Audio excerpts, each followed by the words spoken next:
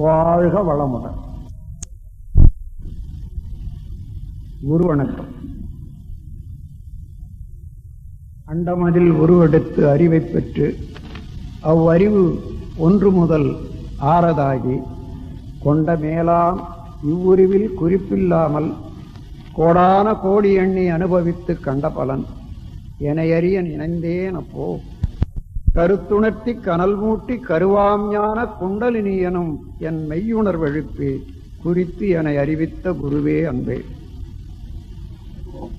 அறிவு சான்ற பெரியோர்களே, இந்த மகாசபையில் அமர்ந்திருக்கும் சிந்தனையாளர்களே, தாய்மார்களே, அரிய கலையாகிய இந்த காயகல்ப கலையை கற்றுக்கொள்ள வேண்டும் என்ற ஒரு பேரார்வத்தோடு நீங்கள் அமர்ந்திருக்கும் காட்சி உள்ளத்தை நெகிழ்விக்கிறது. இந்த இடத்திலே நீங்கள் சித்தர் பெருமான்கள் நமக்கு காட்டிக் கொடுத்த, நமக்காக விட்டு சென்ற ஒரு புதையலை திறந்து நாம் அனுபவிக்கப் போகிறோம் என்ற ஒரு நல்ல எண்ணத்தோடு, நம்பிக்கையோடு இங்கே நீங்கள் அமர்ந்திருக்கின்றீர்கள். உங்கள் எல்லோருக்கும் அதை காட்டி உதவ எனக்கு வாய்ப்பு கிட்டியதே என்ற மகிழ்ச்சியிலே நான் திளைத்துக் கொண்டிருக்கிறேன். இதுவரையிலே நம்ம தமிழ்நாட்டிலே 1,30,000 பேர் இந்த கலையை பயின்று வருகின்றார்கள். அவர்களெல்லாம் அடைந்த ஒரு நன்மை கேட்கும் போதும் பார்க்கும் போதும் உள்ளம் பூரிக்கிறது. சிலர் சரியாக செய்யவில்லை, ஆனாலே செய்த வரைக்கும் தான் பலனே தவிர, செய்தால் எந்த செயல் செய்தாலும் செயலுக்கு ஒரு விளைவு உண்டு. இது இயற்கை சட்டம். செயலின் மூலமாகத்தான் இறைவன் விளைவாக நமக்கு காட்சி அளிக்கிறான். செயலின்றி விளைவு வராது. சாதாரணமாக மனத்தால இதுவோ அதுக்கு வேண்டும் இது வேண்டும் என்று எதிர்பார்த்திருந்தாலோ அல்லது கடவுளையே வேண்டிக் கொண்டிருந்தாலோ கிட்டாது. ஏனென்றால் கடவுளுடைய நீதி என்ன என்றால், நீ செயல் செய், அந்த செயலின் விளைவாக நான் வருகிறேன். அது வரமோ அது சாபமோ உன்னுடைய செயலுக்கு ஏற்றதை நான் தயாராக தருவேன் என்ற முறையில். அதனால செயலை செய்து நாம் பெற வேண்டும். அப்படி பெறுவதற்குரிய ஆற்றல் அறிவிலே அமைந்திருக்கிறது, உடலிலே அமைந்திருக்கிறது. இந்த உலகிலே பல பொருட்கள் இருக்கலாம், பல உயிர்கள் இருக்கலாம், உயிரினங்கள் இல்லை. ஆனால் மனிதன் என்று அடங்கி இருக்கக்கூடிய ஆற்றல் இறைவனையே தனக்குள்ளாக ஆக்கி கொண்டு இறைவனுடைய ஆற்றலாகிய நீதியை தானே செலுத்தக்கூடிய வல்லமையுடையவன் மனிதன்.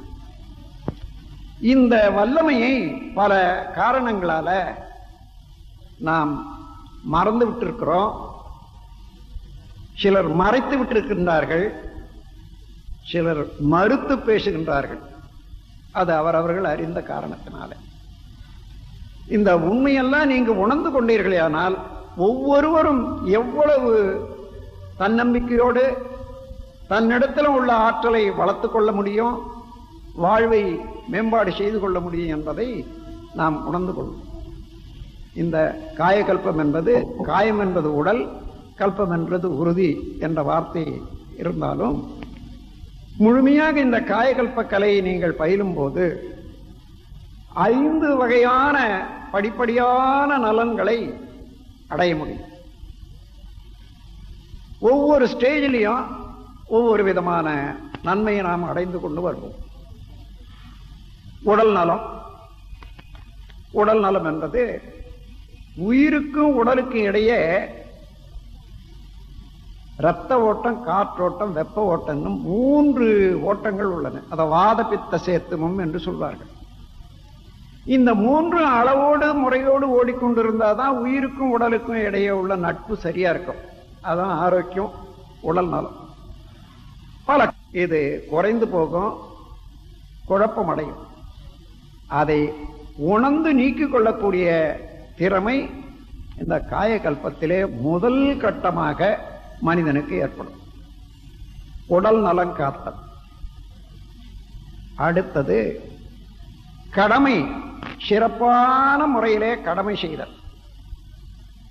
ஒவ்வொரு மனிதனும் தன் உடல் நலம் சரியாக இருந்தாதான் தனக்கு, குடும்பத்துக்கு, சுற்றத்தாருக்கு, கிராமம் அல்லது டவுன், உலகம் என்ற அளவில் செய்ய வேண்டிய கடமைகளை சரியா செய்ய முடியும்.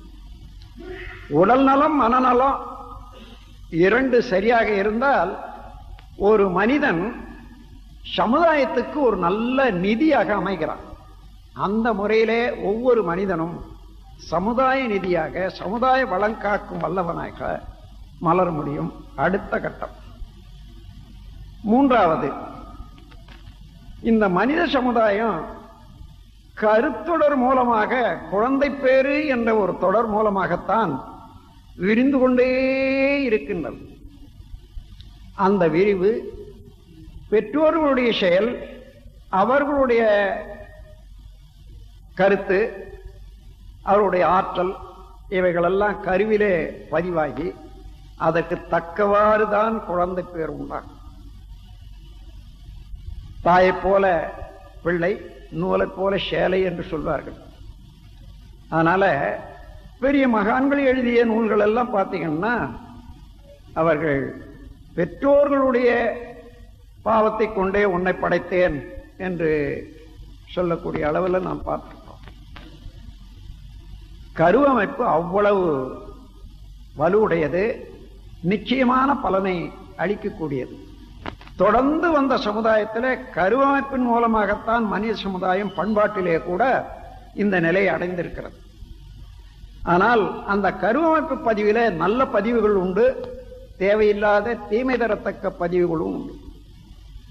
இவைகளை மாற்றி அமைக்கும் வரையில தீமை தரத்தக்க பதிவுகளும் தொடர்ந்து வரும்போதுதான் வாழ்க்கையில மனிதனுக்கு தொல்லையும் தொந்தரவும் உண்டாகின்றன.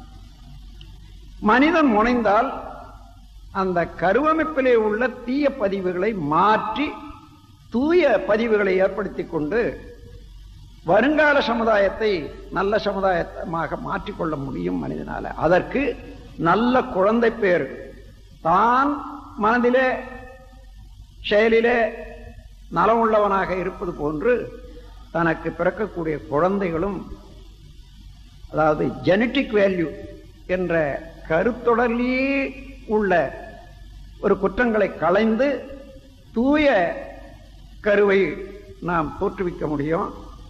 அப்படி பிறக்கக்கூடிய பிள்ளைகள் தான் கருவில் திருவுடையார் என்று சொல்வது. நான்காவதாக இறை அறிவு. மனிதனுடைய ஆறாவது அறிவானது எல்லா பொருட்களையும் நல்ல முறையில் இன்பமாக திப்பது போன்று, அறிந்து கொள்வது போன்று, அறிவை அறிந்து கொள்ளக்கூடிய அறிவு தான் ஆறாவது அறிவு. பொருட்களை மாற்றம் அறிந்து கொள்ளக்கூடியது புலனறிவு 5 தான், 5 போதும். ஆனால் ஆறாவது அறிவு என்பது அறிவையே அறிந்து கொள்ளக்கூடியது. ஏனென்றால் அறிவு ஒரு சப்ஜெக்டிவ் பெனாமனன் என்று சொல்றோம், ரகசியமான மறைபொருள். அதனால்தான் அறிவை பற்றி அந்த அறிவு நிலைத்து விரிந்து இயங்கி செய்த செயல்களெல்லாம் பதிவு பெற்றது உயிர். அந்த உயிருக்கு மூலமானது இறைநிலை. இந்த மூன்றையும் மறைபொருட்கள் என்று சொன்னார்கள். இந்த உலகில பிரபஞ்சத்தில் இறைநிலை 1, உயிர் 2, அறிவு 3. இந்த மூன்றும் மறைபொருட்கள். இந்த மூன்றை பற்றி பேசுவதெல்லாம் மறை என்று கூறப்படுகிறது. மறைபொருட்களை பற்றி விளக்குவதுதான் மறை. இந்த மறைபொருட்களை உணர்ந்து கொள்ளக்கூடிய ஆற்றல் மனிதனிடம்தான் இருக்கிறது. அந்த அறிவு காயகல்பத்தினாலே திடம் பெற்ற, திறன் பெற்ற அறிவும் உடல் உறுதியும் சேர்ந்து அதை பெற முடியும். Self realization and realization of God, realization of truth என்று சொல்லக்கூடியது.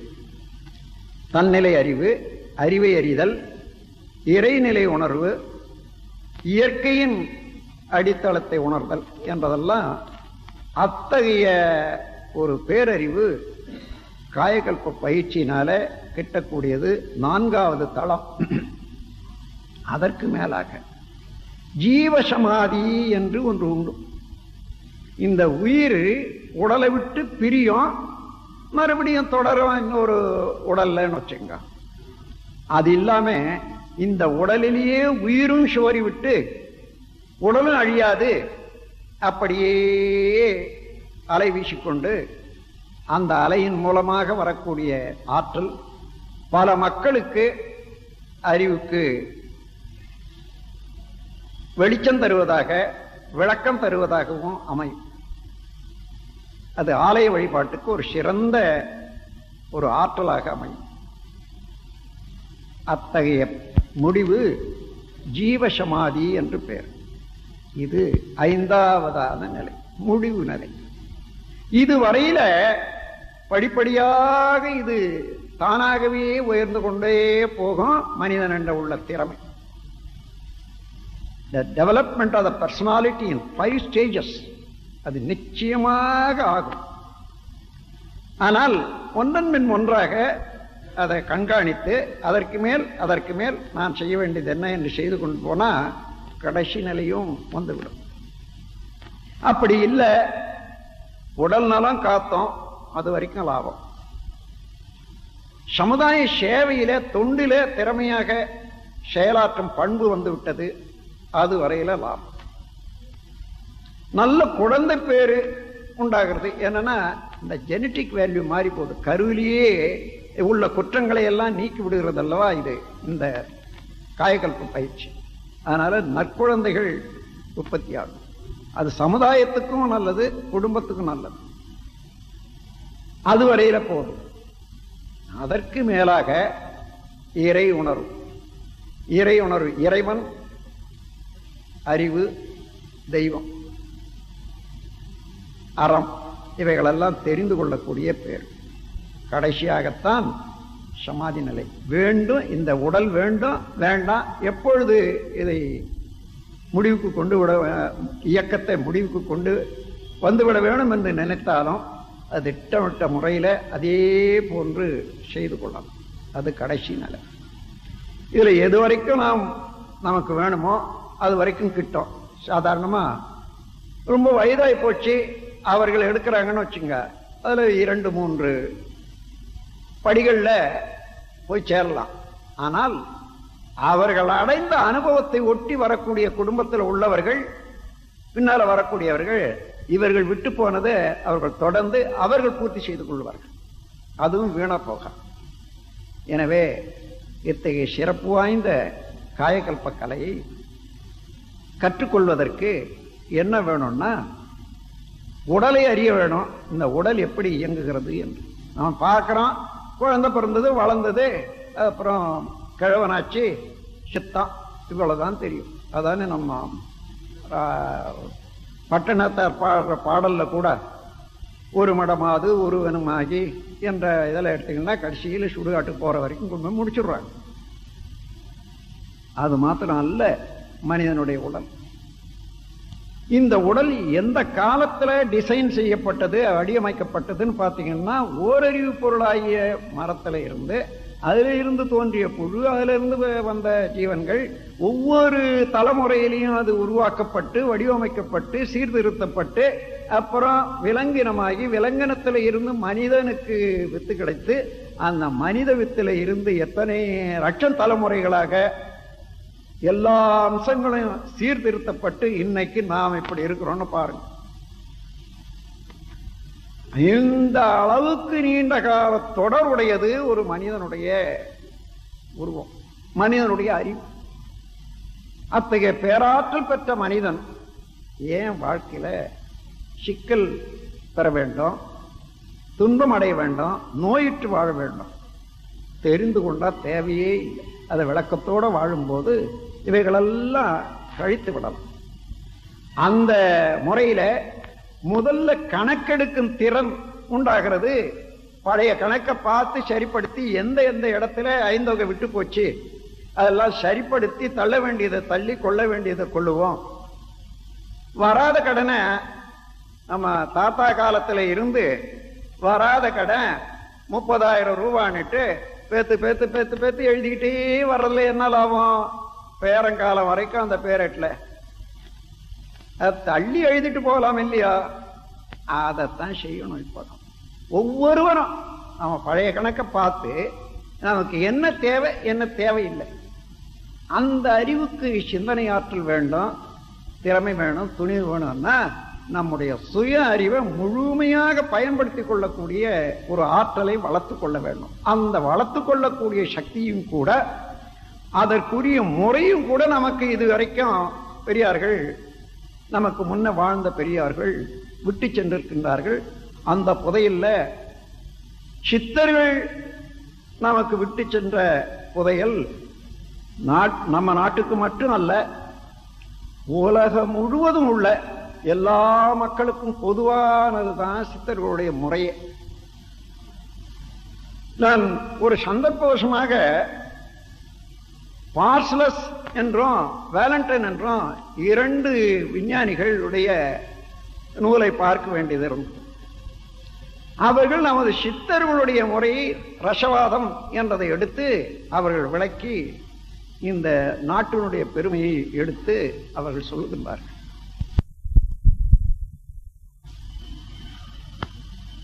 அந்த நாட்டில் உள்ளவர்களுக்கு கூட பலருக்கு புரியவே இல்லை.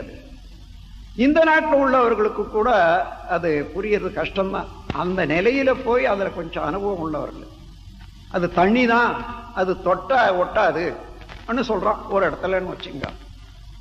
என்னன்றது அவங்களுக்கு தெரியவே இல்லை. நான் அங்க விளக்கம் கேட்கிற போது ஒன்றும் இல்லை, பாதரசத்தை சொல்றான். அந்த ரசவாதத்துல பாதரசத்தை பத்தி விளக்குற போது அது தண்ணி தான், அது தொட்டா ஒட்டாது, பாதரசம் கையில தொட்டா ஒட்டாது. அந்த மாதிரி ஒரு சில இதெல்லாம் சொல்றான். அது அதுல செய்யக்கூடிய ரசாயனத்தெல்லாம் சேர்த்து அதை இதுல கொடுத்தா அது எப்படி வாங்கி கொள்ளும் என்றதுக்கு ஊமை கூறுறாங்க. நம்ம சித்தர்களை போலேயே வார்த்தைகள் வந்து ஸ்லாங் லாங்குவேஜ்னு சொல்றது, அந்த மாதிரி லாங்குவேஜ்ல அவங்களும் வர்றாங்க. என்ன சொல்றான்? பல்லில்லாத மீன் முள்ளில்லாத மீனை விழுங்குகிறது என்றான். அதாவது இந்த பாவரசத்துல அந்த முப்பு என்றதை தயார் செய்து அதை கொடுத்தா அதை அப்படியே வாங்கி கொள்ளுது, அதன் பிறகு அது ஜொலிக்கிறது என்ற சொல்றான். அதாவது தங்கமாகிறது என்றதை விளக்கிறது. இப்படி சித்தர்களுடைய நம்ம நாட்டு சித்தர்கள் கண்டுபிடித்த முறைகளை எல்லாம் உலகம் முழுவதும் ஆராய்ந்து ஒவ்வொன்று ஒன்று எடுத்துக்கொண்டாங்க. முழுமையை அடுத்தவங்க இன்னும் இல்லவே இல்லை. இப்போ நமக்கு ஒரு நல்ல அதிர்ஷ்டம், முழுமையாக நாம் அவர்களுடைய கருத்தையும் அந்த புதையலையும் எடுக்கக்கூடிய காலம் வந்து விட்டது. காரணம் என்னன்னா, அவர்கள் கண்டுபிடித்த ஒரு வித்தை, ஒரு கலையில இந்த 3 பொருட்களும் மறைபொருட்களும் அவர்கள் நல்ல விளக்கம் கொடுத்திருக்காங்க. ஆனா பயிற்சியின் மூலமா தெரியணும். இறைநிலை என்பது என்ன, உயிர் என்பது என்ன, எவ்வாறு நாம் செய்கிற செயல்கள் எல்லாம் பதிவாகி வெளியாகி கொண்டு இருக்கின்றன, அதாவது வினைப்பயன், இத விளக்கியிருக்காங்க. இந்த 3 விளங்காதனால வினைப்பயனை பதிவு செய்வது அது வெளியிடுறதுக்கும் அதை ஜீவகாந்தம் வான்காந்தம் என்று காந்த சக்தி, அதை நமது முன்னோர்கள் பிரணவ சரீரம் என்று வச்சிருக்காங்க. உயிர் என்பது விண் என்று சக்தி என்று விளக்கியிருக்காங்க. அந்த உயிரில் இருந்து வரக்கூடியதுதான் காந்த சக்தி என்றதையும் விளக்கிட்டாங்க. இதுக்கெல்லாம் அடிப்படையாக இருப்பு நிலையாக உள்ளதுதான் சிவம் என்றதை விளக்கியிருக்காங்க. இதை புரிந்து கொள்ள முடியல. எப்போ புரிந்து கொள்ள முடியும்னா, அகத்தவத்தின் மூலமாக மனதை உயிர் மேல் வைத்து அந்த உயிரை உணர்ந்து அந்த உயிருக்கு அப்பால் நின்று உயிருக்கும் தனக்கும் உள்ள உறவு அறிகிற போதுதான் இறைநிலை உணர்வை பெற முடியும் மனிதன். இவ்வளவு முறையாக கற்றுக்கொண்டீங்களேனா உங்களுடைய தான், அவங்களது தனியா இல்லவே இல்லை. அவ்வளவும் இப்ப நான் மனவள கலையில கொண்டு வந்துட்டோம். இந்த ஒன்று விட்டு போனது காயக்கல்பம். அந்த காயக்கல்பமும் படிப்படியாக வந்து கொண்டே இருக்கின்றது. சரி, இவ்வளவும் தமிழ்ல தானே வந்தது, தமிழ்நாட்டிலேயே ஊறி இருக்குது என்பது தெரியும். தமிழ்நாட்டில் விளங்கிக் கொள்ளக்கூடிய ஒரு வாய்ப்பும் இருக்கிறது மக்களுக்கு. இந்த புதையலை எடுத்து நாம் பேசும்போது இது உலகம் முழுவதும் ஒப்புக்கொண்டாதானே ஒரு கலையோ அல்லது ஒரு அற்புதமோ அது விஞ்ஞான முறையில் வரணும் இல்லையோ. அதற்காகத்தான் இப்பொழுது நாம் அதை தொடங்கி இருக்கிறோம். ஒருங்கிணைப்பு ஆற்றல் விளக்கம் என்று, அதாவது தியரி ஆஃப் யூனிஃபைடு ஃபோர்ஸ் என்ற முறையில் அந்த இடத்துல இறைநிலையை எடுத்துக்காட்டி விஞ்ஞானிகள் அறிவுக்கு எட்டுமாறு, உயிர் சக்தியும் எடுத்துக்காட்டி விஞ்ஞானிகள் அறிவுக்கு எட்டுமாறு, இந்த வான்காந்தம் ஜீவகாந்தத்தையும் விளக்கி சொல்லி அதன் எப்படி அது ஆரம்பிக்கிறது, எப்படி செயல்படுகிறது என்று இந்த இடத்துல பூர்த்தியா எல்லா மக்களுக்கும் அந்த அறிவுக்கு தெளிவு உண்டாயிடும். அது இன்னும் ஒரு 4-5 ஆண்டுகளுக்குள்ளாக எல்லா மக்களுடைய அறிவிலையும் இந்த உண்மை விளக்கம் வந்து விட்டது. ஆனால் தெளிவாக வாழலாம். நமக்கு வேண்டும் என்ற வாழ்க்கையில நாம் துன்பத்தை ஏற்படுத்திக் கொள்ளல. அதாவது மறைக்கப்பட்டது, மறுக்கப்பட்டது, மறைந்து கிடக்கிறது, அது நினைக்க முடியாத இருக்கிறது. இதையெல்லாம் நீக்கி நாம் நம்மிடத்தில் உள்ள புதையலை நம்ம பற்றி உணரும் போது தெரிந்து கொள்ளலாம். எனவே இந்த காயகல்ப கலையானது 2 வகையில, முதல்ல 2 வித பயிற்சி உடையது. ஒன்று வித்துவை கெட்டிப்படுத்தி அதன் மூலமாக உயிரை அதிகரித்து, உயிர் சக்தி அதிகரித்து நீண்ட நாள் வாழ முடியும் என்பதற்கு உறுதி அளிக்கிறது. It will lengthen the span of life as and how you like. எவ்வளவு நாள் வாழணுமோ வாழலாம். அப்படி வர்றபோது ஒரே ஒரு சங்கடம் வரும். 80 வயது ஆனா எல்லாருக்கும் முதுமை வந்துவிடும். முதுமையினுடைய தொல்லையோ அந்த முதுமையில இருக்கக்கூடியவங்களுக்கு தான் தெரியும். அவங்கள பார்த்தா தான் நமக்கு தெரியும். இந்த ரொம்ப நாள்பட்ட ஓல்டு கார், பழைய காருங்க இன்னைக்கு ரிப்பேர் பண்ணாங்க, நாளைக்கு ஒரு அடுத்தது போயிடும். நாளைக்கு அதை கொண்டு போய் ரிப்பேர் பண்ணுவான், அடுத்த மாசத்துல இன்னொரு இது போயிடும். அப்படி பார்த்தா காலம் முழுக்க தொல்லை கொடுத்துக்கிட்டு தான் இருக்கும் பழைய காரு. அதே போலதான் இந்த முதுமை வந்துட்டுதுன்னா ஒவ்வொரு அங்கமா ஒவ்வொரு அவயமா அடிக்கடி கட்டுக்கிட்டே தான் இருக்கும். இதை ரிப்பேர் பண்றதுக்குள்ள அது போயிடும், அது ரிப்பேர் பண்றதுக்குள்ள இது போயிடும். அப்புறம் மொத்தமா சேர்ந்து எனக்கு சிரமப்படுற போது அவ்வளவுதான் முடிஞ்சே போடும். அந்த முதுமை வராத தடுக்கிறதுக்கும் தள்ளி போடுறதுக்கும் இன்னொரு பயிற்சியும் கொடுத்திருக்காங்க. என்ன அற்புதமான அறிவு என்பதை நீங்க பாருங்க. இப்போ நீங்க இந்த பயிற்சியில இருந்து தெரிஞ்சுக்க போறீங்க. அதாவது முதல்ல உயிரை வளர்க்கிறதுன்னு சொன்னா உடல்ல உள்ள நோயை நீக்கிறதானே உயிரை வளர்க்க முடியும். அது 2மே ஒன்றா சேர்த்துட்டாங்க. அடுத்தபடியாக முதுமையை தள்ளி போடுவது, இளமை காப்பது என்றது 2.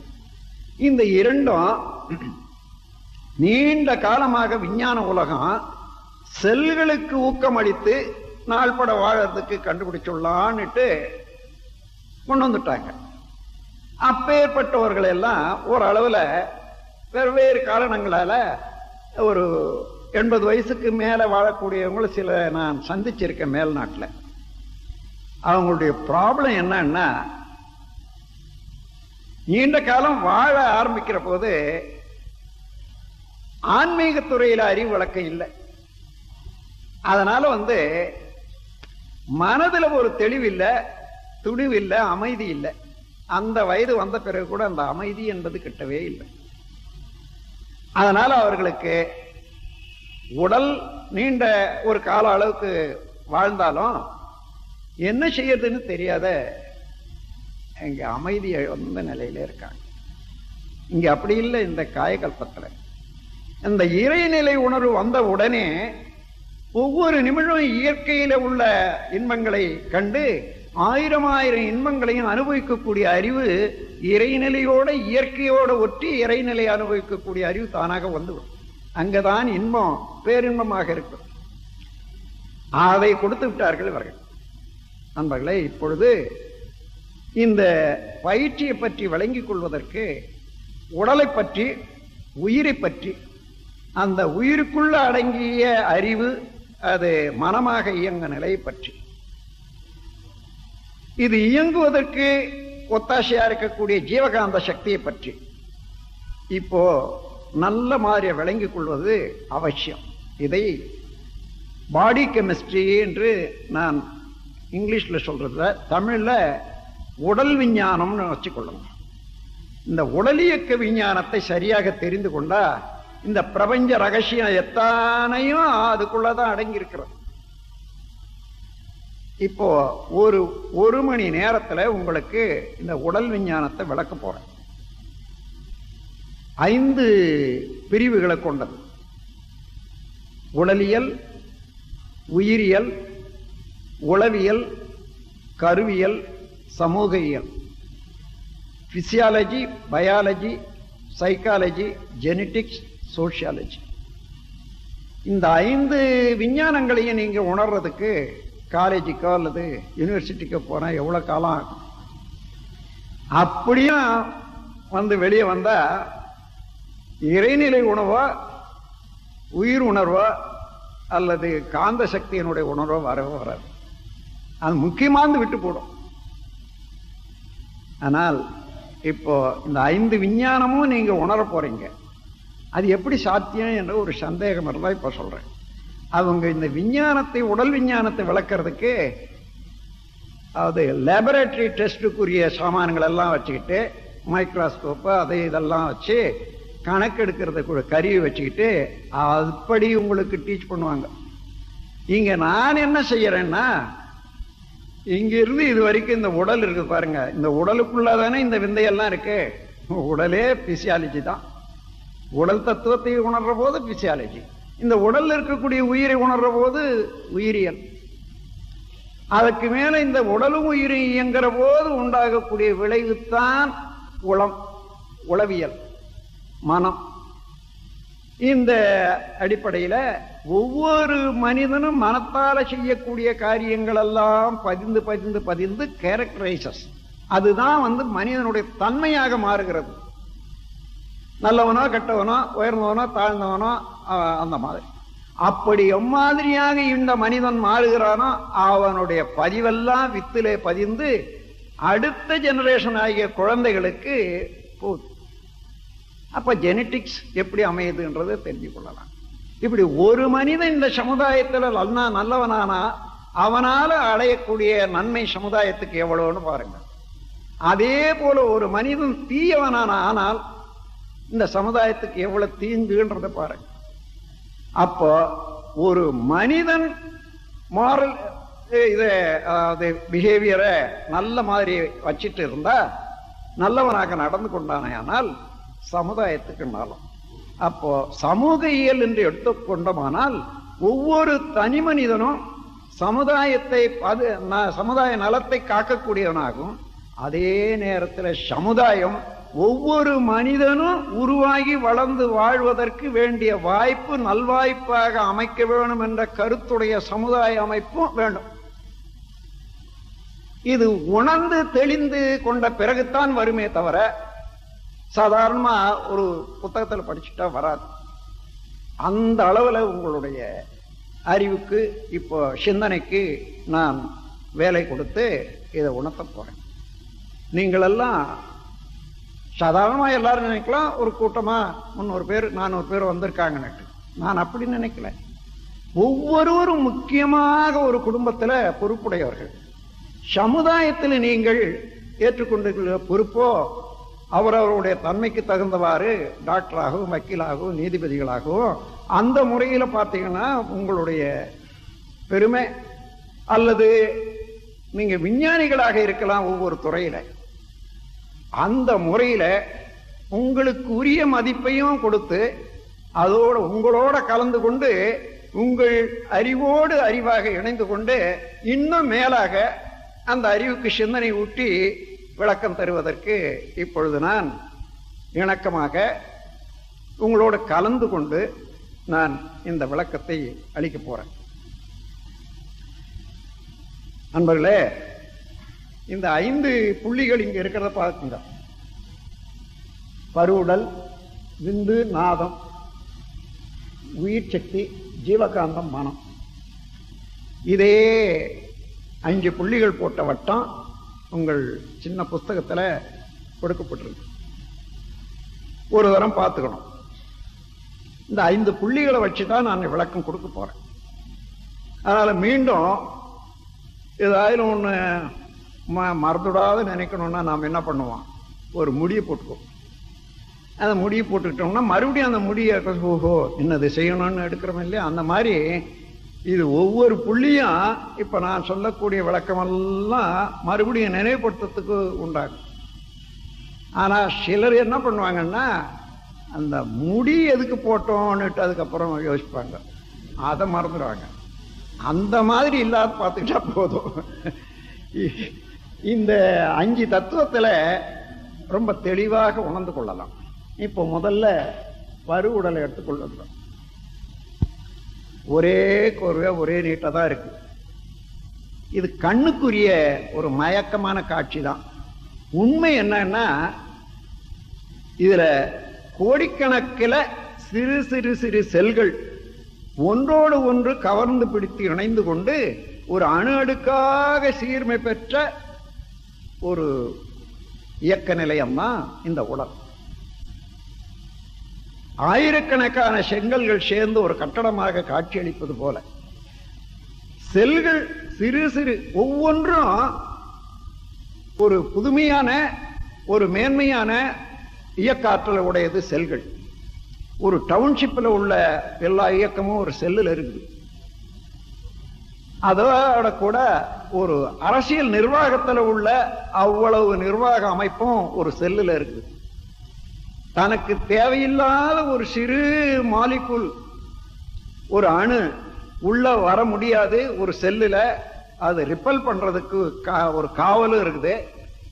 அதை தள்ளிட்டு உள்ள வராத கபாட இயக்கம், அதாவது இழுத்து பிடிச்சுக்கிட்டு இருக்கிறது, கதவை தாழ் போடுறோமே, அந்த மாதிரியாக ஒவ்வொரு செல்லுலையும் உள்ள வரக்கூடியது வரவும் கொஞ்சம் ஒத்துக்கொள்ள முடியாதது ஆன்டி சோசியல் எலிமெண்ட் சொல்லுவாங்களா, அந்த மாதிரி ஒரு செல் தன்னுடைய இயக்கத்துக்கு கட்டுப்படலைன்னு சொன்ன அந்த செல்லு அப்படியே தள்ளி வெளியே கொண்டாந்து தள்ளிட்டு கதவை சாத்தி. அத்தகைய நிர்வாகம் ரசாயனங்கள் இந்த உடலுக்கு என்ன தேவை, அந்த தேவையுள்ள ரசாயனங்கள்ல அதே லேபரட்டரியா இருந்து கொண்டு ஒவ்வொரு செல்லும் எந்தெந்த இடத்துல இருந்து அதற்குரிய ரசாயனத்தை உற்பத்தி பண்ணணும், உற்பத்தி பண்ணி கொண்டு. அப்படி இந்த உடலுக்குள்ளாக ஒரு செல்லு இருந்துன்னு கோஆபரேஷன் கோஆர்டினேஷன் என்ற முறையில இயங்கி கொண்டிருக்கக்கூடிய ஒரு கூட்டு. அப்படி இருக்கக்கூடிய செல்கள் ஒன்றோடு ஒன்று இணைந்து இவ்வளவு பெரிய கட்டடமா இருக்குதே, அந்த செல்கள் எல்லாம் ஏதாயிலும் ஒரு பேஸ்ட் போட்டு ஒட்டப்பட்டிருக்கின்றனவா அல்லது எதனா கயிறு நாறு போட்டு கட்டப்பட்டிருக்கின்றனவா? இல்லை. ஒன்றை ஒன்று கவர்ந்து பிடித்துக் கொண்டிருக்கின்றன. இங்கதான் நீங்க முக்கியமாக கவனிக்கணும். எப்படி என்று சொன்னா, இது ஒரு காந்த தடின்னு வச்சுங்க. இங்க ஒரு ஊசியை வைக்கிறேன், ஆட்டினா விழாது, நல்லா தெரியும் உங்களுக்கு. காந்தத்துல ஒரு ஊசியை வச்சோம்னா அப்படியே தொங்கும் ஆடும். இன்னொரு ஊசி வைக்கிறேன், இன்னொரு ஊசி வைக்கிறேன், இன்னொரு ஊசி வைக்கிறேன். இது சரியா இருக்குமேனால் 4 அல்லது 5 ஊசிகள் நிற்கும். நல்லா ஆட்டினா விழாது.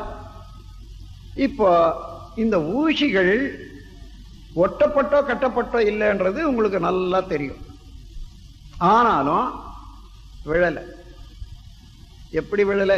இந்த காந்த ஆற்றல், இதுல இருக்கக்கூடிய காந்த ஆற்றல் ஊடுருவி ஓடி அந்த முனையிலிருந்து திரும்பி வந்து இது ஏற இது ஓடிக்கொண்டே இருக்கு. இந்த காந்த ஆற்றல் கவர்ச்சியினால ஒரு ஊசியை ஒரு ஊசி கவர்ந்து பிடித்துக் கொண்டே இருக்கிறது இதனுடைய ஆற்றல் வரைக்கும். இந்த முதல் ஊசியை கையில வச்சுக்கிட்டு இந்த காந்த கல்லை எடுத்துட்டா என்ன ஆகும்னு பாருங்க. ஒரு கொஞ்ச நேரத்துல பொல பொல பொலன்னு எல்லா ஊசியும் விழுந்துடும். ஏன்? அது தனித்தனியா இருக்கிறது. இது வரைக்கும் எப்படி ஓடி இருந்தது? இந்த காந்த சக்தியினால ஒன்றோடு ஒன்று கவர்ந்து பிடித்துக் கொண்டு இருந்தன. அதே போல நம்ம உடல்ல உள்ள செல்கள் எல்லாம் உடல்ல உள்ள ஜீவகாந்தம் என்ற ஆற்றலால அது ஓடிக்கொண்டே இருக்கிறது. அந்த காந்த ஆற்றலால ஒன்றோடு ஒன்று இழுத்து பிடித்து கிளிங்கிங் வித் ஒன் அனதர், ஒட்டி கொண்டு கவர்ந்து பிடித்து கொண்டு அணு அடுக்கு சீர்மை அமைந்ததுதான் இந்த உடல். இதை தெரிந்து கொண்டோமானா இந்த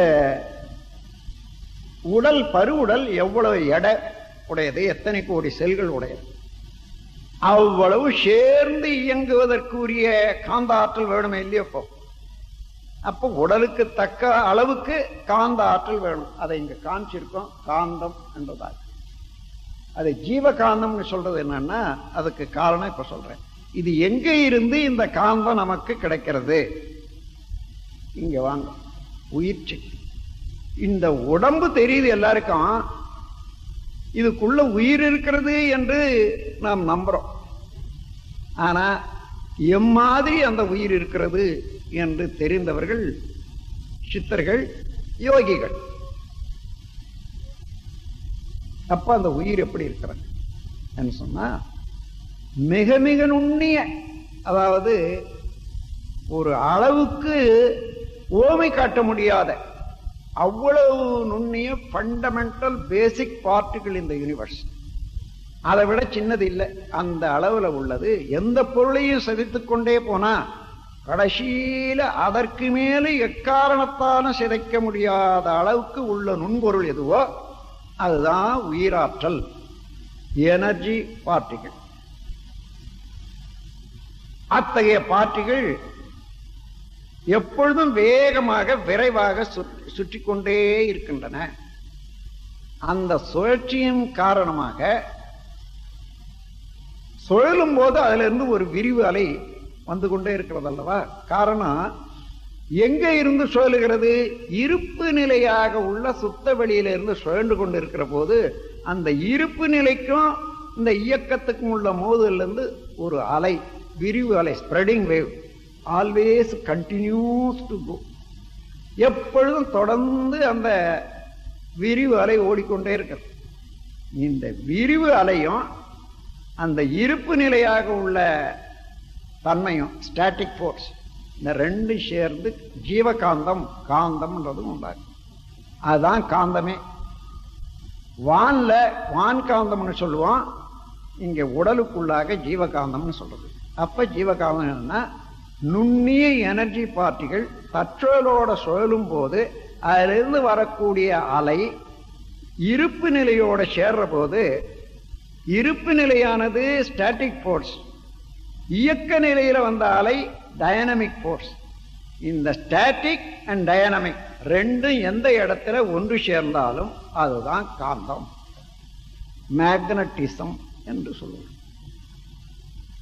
இந்த மேக்னட்டிசம் இந்த உடலை அணு அடுக்காக இருக்கிறது மாத்திரம் அல்லாது, மேக்னட்டிசத்துக்கு 5 வகையான பிசிக்கல் டிரான்ஸ்பார்மேஷன் உண்டு. பிசிக்கல்னா பௌதீக மாற்றங்கள் 5 வகை. அழுத்தம், அதாவது ஒரு பொருளை இழுக்கிறது, இன்னும் தள்ளுறது. அது இருக்கிறது தெரியாது. காந்தத்தை கண்ணாலே யாராலும் பார்க்க முடியுமா? முடியாது, பார்த்ததும் இல்லை. ஆனா அது இரும்பு கூட கிட்ட வச்சிங்கன்னா இழுக்கும், ஓடும். அதுல இருந்து இது காந்தம்ன்றதை தெரிஞ்சுக்கிறோம். அது போல அது தெரியாது, அது இழுக்கும். ரிப்பல்சிவ், அட்ராக்டிவ் என்று 2 விதமான அழுத்தம் காந்தத்துல இருக்கிறது. இன்னும் திணிவு பெற்றதுன்னு வச்சுங்க. எப்படி திணிவு பெறும்?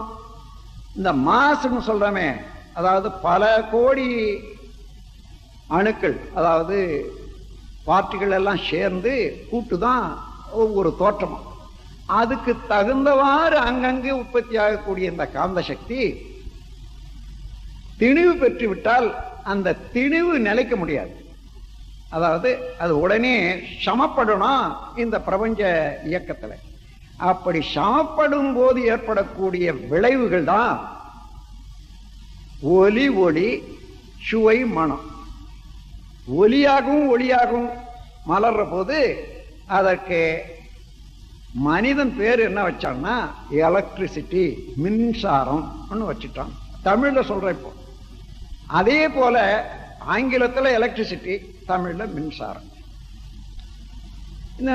வடநாட்டில் போற போது ஏதோ பேச்சிலே இருக்கிற போது பிஜ்லி நை பிஜ்லி நை என்ன கேட்டா அப்புறம் மின்சாரம் தான் பிஜ்லின்னு சொல்றோம்னு சொல்றாங்க. அந்த மாதிரி ஒவ்வொரு இடத்துக்கும் ஒவ்வொரு பேராக வந்துட்டது. ஆனா ஒலியும் ஒளியும் எங்க இருந்தாலும் அதுதான் மின்சாரம். சில இடத்துல ஒலியில ஒளி அடங்கி நிற்கும், ஒளியில ஒலி அடங்கி நிற்கும். சில இடத்துல ரெண்டு சேர்ந்தே இருக்கும். ஆனாலும் ஒலியும் ஒளியும் சேர்ந்ததுதான் மின்சாரம். Physical transformation of magnetism into electricity, அதுதான் ஒலியும் ஒளியும். அதற்கு மேலாக இன்னும் அழுத்தம் பெற்று ஒளி கொண்டா அதோட சேர்ந்து இன்னொன்னு, அதாவது ஒலியாகவோ ஒளியாகவோ வந்த மின்சாரம் பரவிடும் காத்துல. ஒலியும் ஒளியும் பரவிடும்.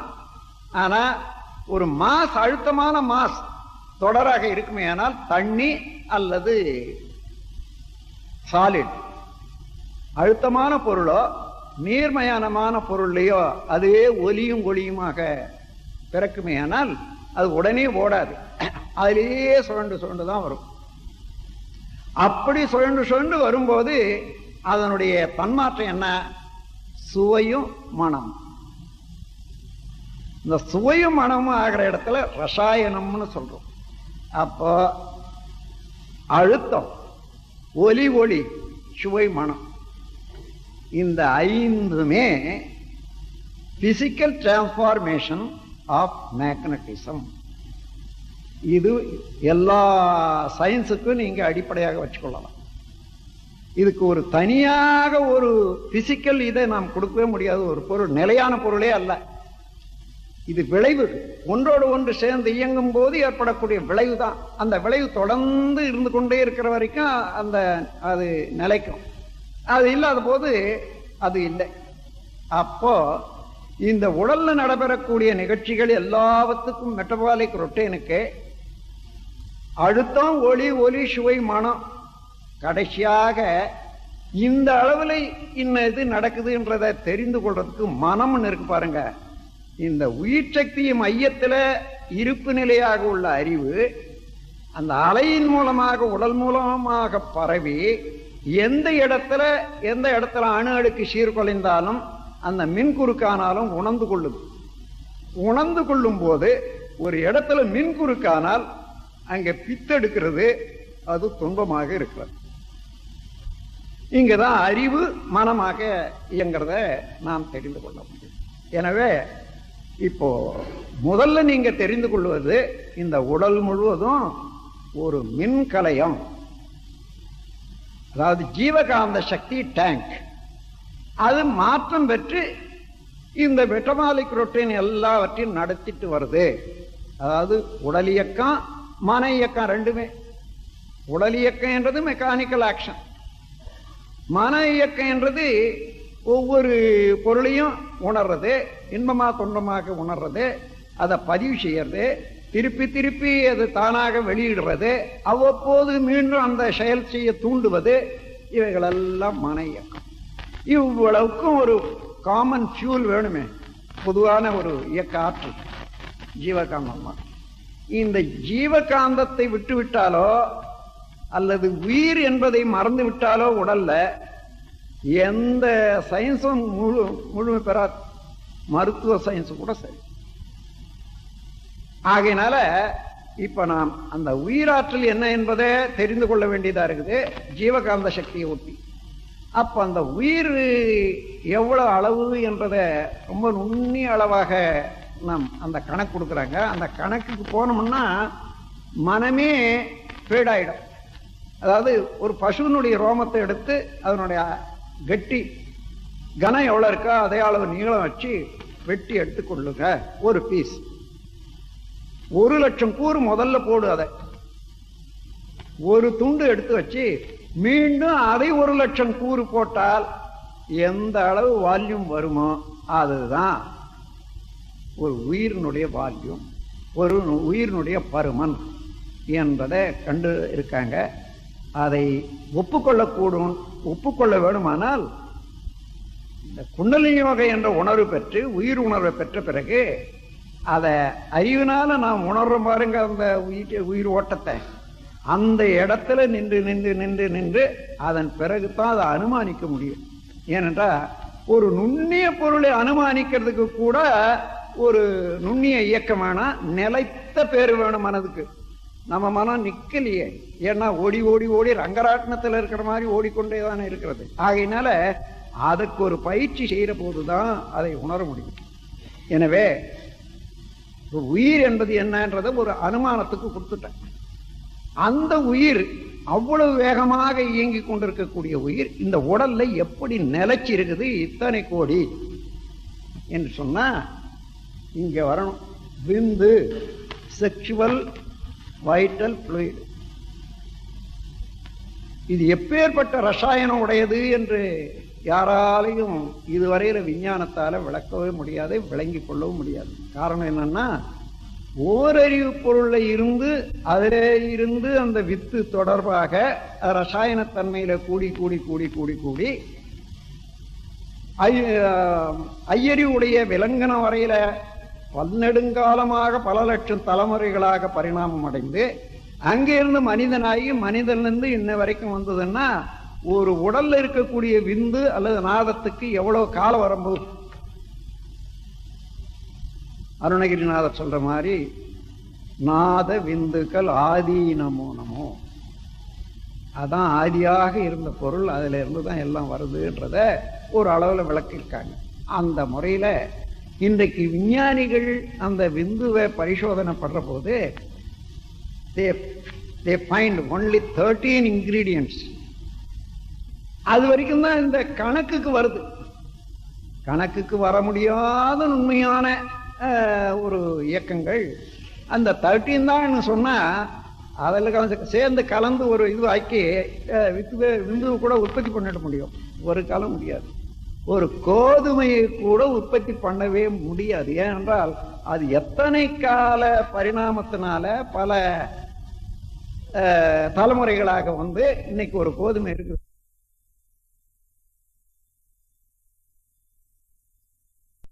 போட்டா முளைக்கும். நம்ம கோதுமை போல எல்லாத்தையும் செய்து விடலாம். 1000 கோதுமை கூட செய்யலாம். ஏதாயாலும் மண்ணை கிண்ண போட்டு கலரை போட்டு செய்து விடலாம். முளைக்குமா? முளைக்காது. அந்த மாதிரியான சக்தி உடையது இந்த ரசாயனத்தன்மை உடையது விந்துநாதம். இந்த விந்துநாதம் எந்த அளவுல ஒரு மனிதன் இருக்கிறதோ, பெண்களுக்கு இருக்கக்கூடிய வித்துக்கு நாதம் என்று பேரு, ஆண்களுக்கு இருக்கக்கூடிய வித்துக்கு விந்து என்று பேரு. ஒரு உடல்ல இந்த வித்துவோ நாதமோ எவ்வளவு இருக்கிறதோ அந்த அளவுதான் உயிர் சக்தி அதிலே நிலைக்க முடியும். This is such as relationship between battery and electricity. பேட்டரியினுடைய கெப்பாசிட்டி எவ்வளவோ அவ்வளவுதான் எலக்ட்ரிசிட்டியை சேமிக்க முடியும். அந்த மாதிரி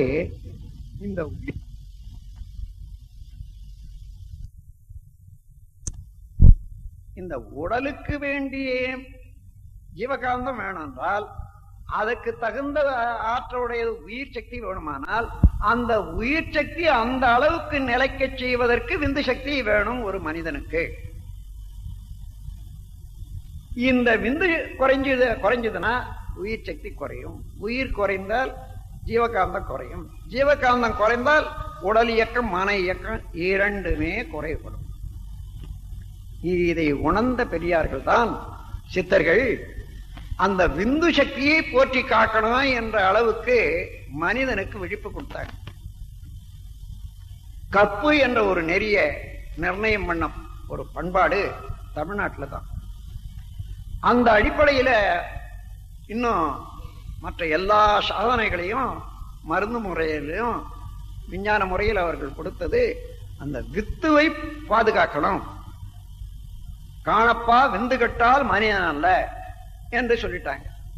அதே போல அந்த விந்துவை அடக்கினால் என்னென்ன கேடுகள் உண்டாகும் என்றதையும் விளக்கியிருக்காங்க. அதை போல எந்த நூல்லையும் வித்துவை பற்றி அதிகமான விளக்கம் கொடுத்த நூல் இல்லைன்னு சொல்லலாம். ஆகவே இப்போ அவர்கள் இதெல்லாம் சொல்லி இந்த வித்து நீத்து போனா ஒரு மனிதன் அளவுல குறைஞ்சிடுவேன் இல்லையா? அது மாத்திரம் இல்ல, உற்பத்தி ஆகிறது எங்க உற்பத்தி ஆகிறது? மூளையில தான் வித்து உற்பத்தி ஆகும். அதாவது 7 தாதுக்கள் ஒன்றிலே இருந்து ஒன்றாக உணவுல இருந்து ரசம் தெரியுது. ரசம், ரத்தம், மாமிசம், கொழுப்பு, எலும்பு, மஜ்ஜை, சுக்கிலம். எசன்ஸ் ஆஃப் மஜ்ஜை, அதாவது மூளையினுடைய எசன்ஸ் தான் சுக்கிலம். ஆகவே இந்த வரிசையில வர்ற போது எந்த இடத்துல அதிகமான மஜ்ஜை இருக்கிறதோ அங்கதான் வித்து உற்பத்தி. அப்ப உடலுக்கு போஷிக்கத்தக்க அளவுக்கு, உடலை காக்கத்தக்க அளவுக்கு போனா மிச்ச இருப்பு எக்ஸஸ் ஆக இருக்கிறது சேமிக்கப்படுவதற்காக கீழ் நோக்கி வந்து செமினல் வெசிக்கல் என்ற ஒரு மூலாதாரத்தில் இருக்கக்கூடிய ஒரு இடத்துல வந்து தங்கிடும்.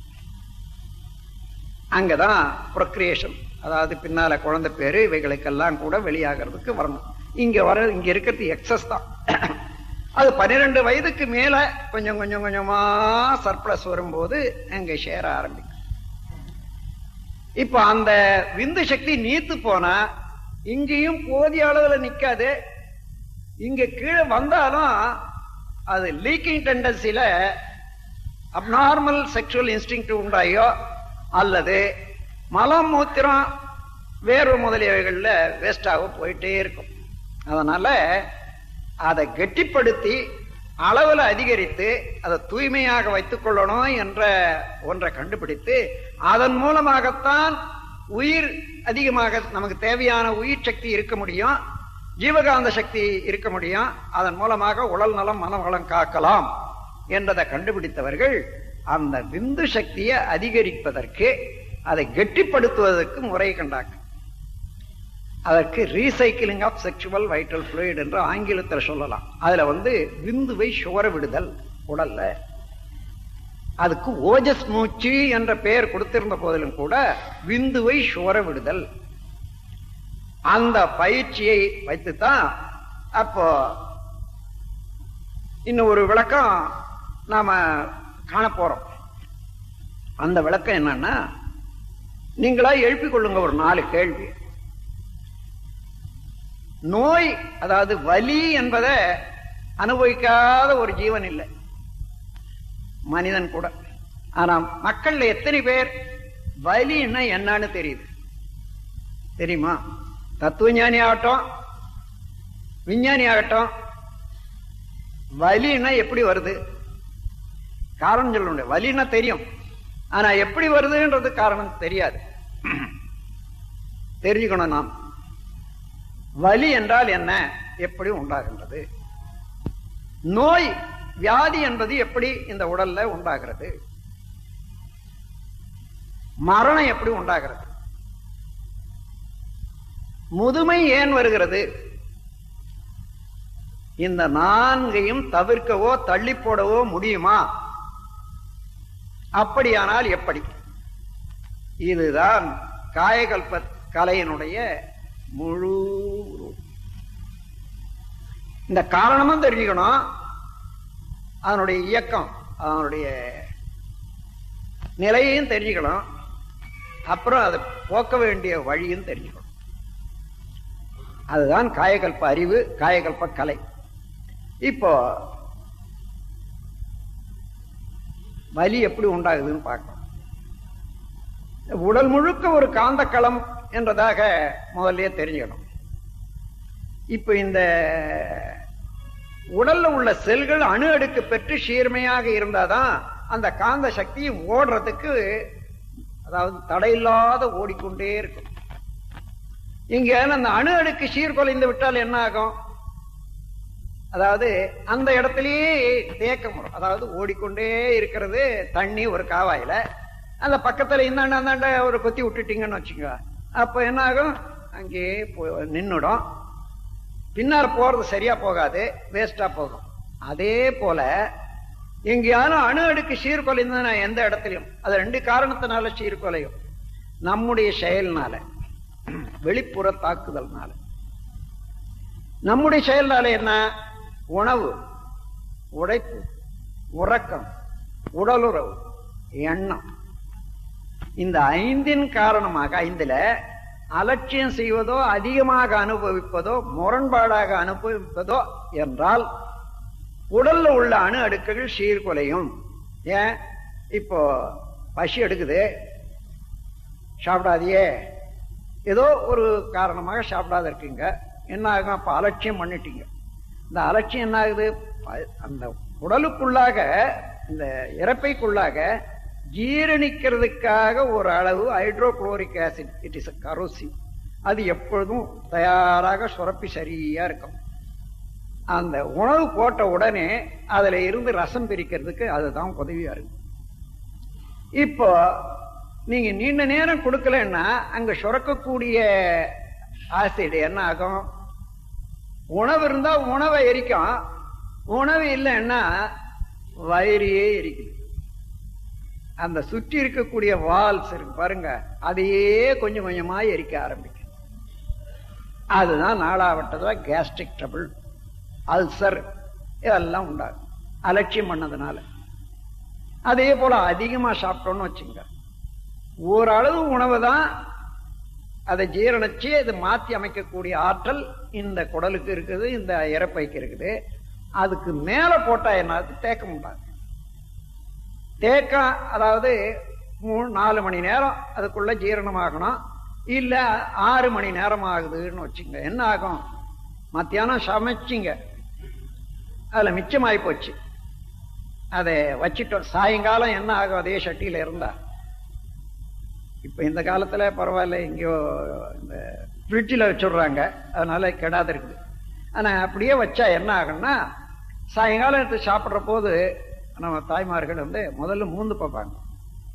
ஏன் மூந்து பார்க்கணும்? இல்லை, மத்தியானம் செய்தது அது ஊசி போச்சா என்னன்னு பார்ப்போம். ஊசி போச்சுன்னா என்ன? புளிச்சு போச்சுன்றது அர்த்தம். சட்டியில வச்சா புளிச்சு போச்சுன்னு சொன்னா, இங்க போட்டு அதுவும் அங்க ஓடாத நிலைக்கு மேனா அங்கேயும் புளிச்சு தானே போகும். புளியாப்பம் வருது, மந்தம் வருது, பேதி ஆகுதுன்னா என்ன பண்ண? புளிச்சு போச்சு உள்ளோம். அப்போ அதிகமாக போட்டாலும் அதை கெடுத்துடுறோம். முரணான ஆகாரம், நாம ஒழுங்கா ஏதோ சாப்பிட்டுட்டு இருக்கோம், ஜீரணம் ஆயிட்டு இருக்குது. யாரோ சொன்னாங்க, நீ கம்பே சாப்பிட்டுட்டு வாப்பா நல்லா இருக்குன்னுட்டு. அது கொஞ்சம் கொஞ்சமா ஏத்திட்டு வரணும். அன்னைக்கே போய் 2 படி கம்பு வாங்கிட்டு வந்து அரைச்சி காலையில மாலையில மறுநாள் காலையில 3வது நாள் பேதி அதே இதுன்னு வந்துடும். ஒத்துக்கொள்ளாது. அது முரண்பாடான ஆகாரம். அப்படி எந்த, அதே போல உழைப்பு, உறக்கம், உடல் உறவு, எண்ணம், இந்த 5மே அலட்சியம் செய்தாலும் அதிகமாக அனுபவித்தாலும் முரண்பாடாக அனுபவித்தாலும் அந்தந்த உறுப்புகளுக்கு தகுந்தவாறு அணு அடுக்கு சீர்குலைந்து விடும். அணு அடுக்கு சீர்குலைந்தா என்ன ஆகும்? நேரா ஒன்றன் பின் ஒன்றாக கவர்ந்து பிடித்து கொண்டிருக்கின்ற வச்சுங்க.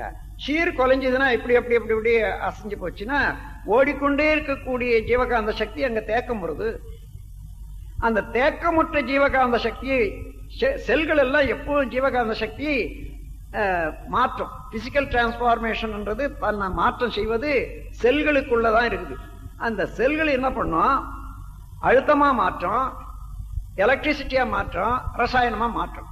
இப்படி மாற்றும் போது ஒவ்வொரு செல்லுக்கும் ஒரு அளவுல தான் இருக்குது, அதை இழுத்து கொண்டு செயல்படுத்துறதுக்கு. அதுக்கு மேல மாற்றிட்டா தேக்கம். அதனால இந்த செல்கள் எல்லாம் தேக்கமுற்ற ஜீவகாந்த சக்திய எலக்ட்ரிசிட்டியா மாத்தின போது தானும் இழுத்து கொள்றதுக்கு இல்லை, அந்தாண்ட ஓட வைக்கவும் முடியறது இல்லை. அதனால என்னாச்சு? அந்த இடத்த ஏற்பட அந்த செல்களுக்குள்ளாகவே செல்களை சுத்தி இருக்கக்கூடிய அணுக்களை பித்தெறிவது. அதாவது ஒரு சூடு பண்ணா ஒரு பொருளை ஆவியாவது பாருங்க. ஆவியாவதுன்னா என்ன? ஒண்ணுக்கு ஒண்ணு இருக்கக்கூடிய இடைவெளியை விரிச்சு கொள்ளுது, அதிகமாகிறது. அதிகமான ஒன்னோட ஒண்ணு பிரியுது. அந்த மாதிரி பிரிவினை இங்க அணுக்களாகவோ அல்லது மாலிக்கூல்ல இருந்து அணுக்களாகவோ அணுக்கள்ல இருந்து வெவ்வேறு அணுக்களை பிரிச்சு எடுக்கிறதாகவோ இருக்கிற போது அந்த முரணான இயக்கம், அதாவது ஷார்ட் சர்க்யூட்னு சொல்றோம். ஓடிக்கொண்டே இருக்கக்கூடிய ஜீவகாந்த சக்தி ஒரு இடத்துல தேக்கமுற்று மின் சக்தியாகி அது மின் குறுக்காகுது. அதுதான் ஷார்ட் சர்க்யூட். இந்த ஷார்ட் சர்க்யூட் தான் உயிர் சக்தியிலேயே அறிவாக மையத்தை இருந்து கொண்டு உடல் முழுவதும் ஜீவகாந்த சக்தியின் மூலமாக பரவி இயங்கிக் கொண்டிருக்கக்கூடிய மனம் உணர்கிறது. எந்த இடத்துல எந்த அளவுல முரண்பட்டிருக்கிறது, ஷார்ட் சர்க்யூட்டாக ஏற்பட்டிருக்குது என்றதை உணர்ந்து கொள்ளுது பாருங்க. அதுதான் பொருந்தா உணர்வு எங்க ஏற்பட்டாலும் அது துன்பமாக இருக்கிறது, வலியாக இருக்கிறது. அப்ப wherever you feel pain in the body, that is the indication your own magnetism is getting short circuit at that point. எந்த இடத்துல நீங்க ஒரு வலி என்றது இந்த உடல்ல உணர்ந்தாலும் உங்களுடைய ஜீவகாந்த சக்தி அந்த இடத்துல அணு அடுக்கு சீர்குலையினாலே தேக்கமுற்று மின் குறுக்காயிடுது. இதுதான் அடையாளம். எந்த அளவுல what is the intensity of the short circuit, எந்த அளவுல அந்த மின் குறுக்காச்சோ அதுக்கு தக்க அளவு வலி. இப்போ இங்க நான் அழுத்தி பிடிக்கிறேன். இப்போ வலி எடுக்கு. உங்களுக்கு இப்போ யோசித்து பாருங்க, ஏன் வலி எடுக்குதுன்றது தெரியும். அது ஓடிக்கொண்டே இருக்கக்கூடிய ரத்தத்தை தடுத்துட்டு, ரத்த வேகம் தடுத்த உடனே ஜீவகாந்த சக்தியும் தடைப்பட்டது. தடைப்பட்ட உடனே அந்த போலாரிட்டி இழந்து போச்சு. அந்த அணு அடுக்கு சீரா இருந்தது கலைஞ்சது. கலைந்த உடனே காந்த சக்தி அங்க தேக்கமுற்றது. தேக்கமுற்றது சுத்தி இருக்கக்கூடிய செல்கள் எல்லாம் மின் சக்தியாக மாற்றிடும், மின் குறுக்காய் போச்சு. இதுதான் ஷார்ட் சர்க்யூட். இப்போ வலி இப்ப எடுத்துட்டேன். அப்போ பின்னால ஓடிக்கொண்டே இருக்கக்கூடிய மின் சக்தி அந்த அணு அடுக்கு சீர்குலைவை இப்ப சரிப்படுத்தி கொண்டே இருக்கு. இன்னும் கொஞ்ச நேரத்துல சரியாயிடும். இதுதான் வலி. அப்போ வலி எந்த இடத்துல உங்களுக்கு உடல்ல இருந்தாலும் இந்த உடல்ல ஓடிக்கொண்டே இருக்கக்கூடிய ஜீவகாந்த சக்தியானது அங்கே தேக்கமுற்று அணு அடுக்கு சீர்குலைந்து மின் குறுக்காயிடுது. ஷார்ட் சர்க்யூட் ஆங்கிலத்தில் சொன்னாதான் சரியா தெரியாது. அப்போ ஷார்ட் சர்க்யூட் ஆயிடுது என்றதை தெரிஞ்சுக்கிட்டா போதும்.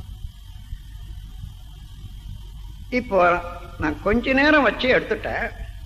அதாவது the area is very small, time also is very short. அந்த அணு அடுக்கு சீர்குலைவுக்கு இடமும் குறுகிய இடம், காலமும் கொஞ்சம்.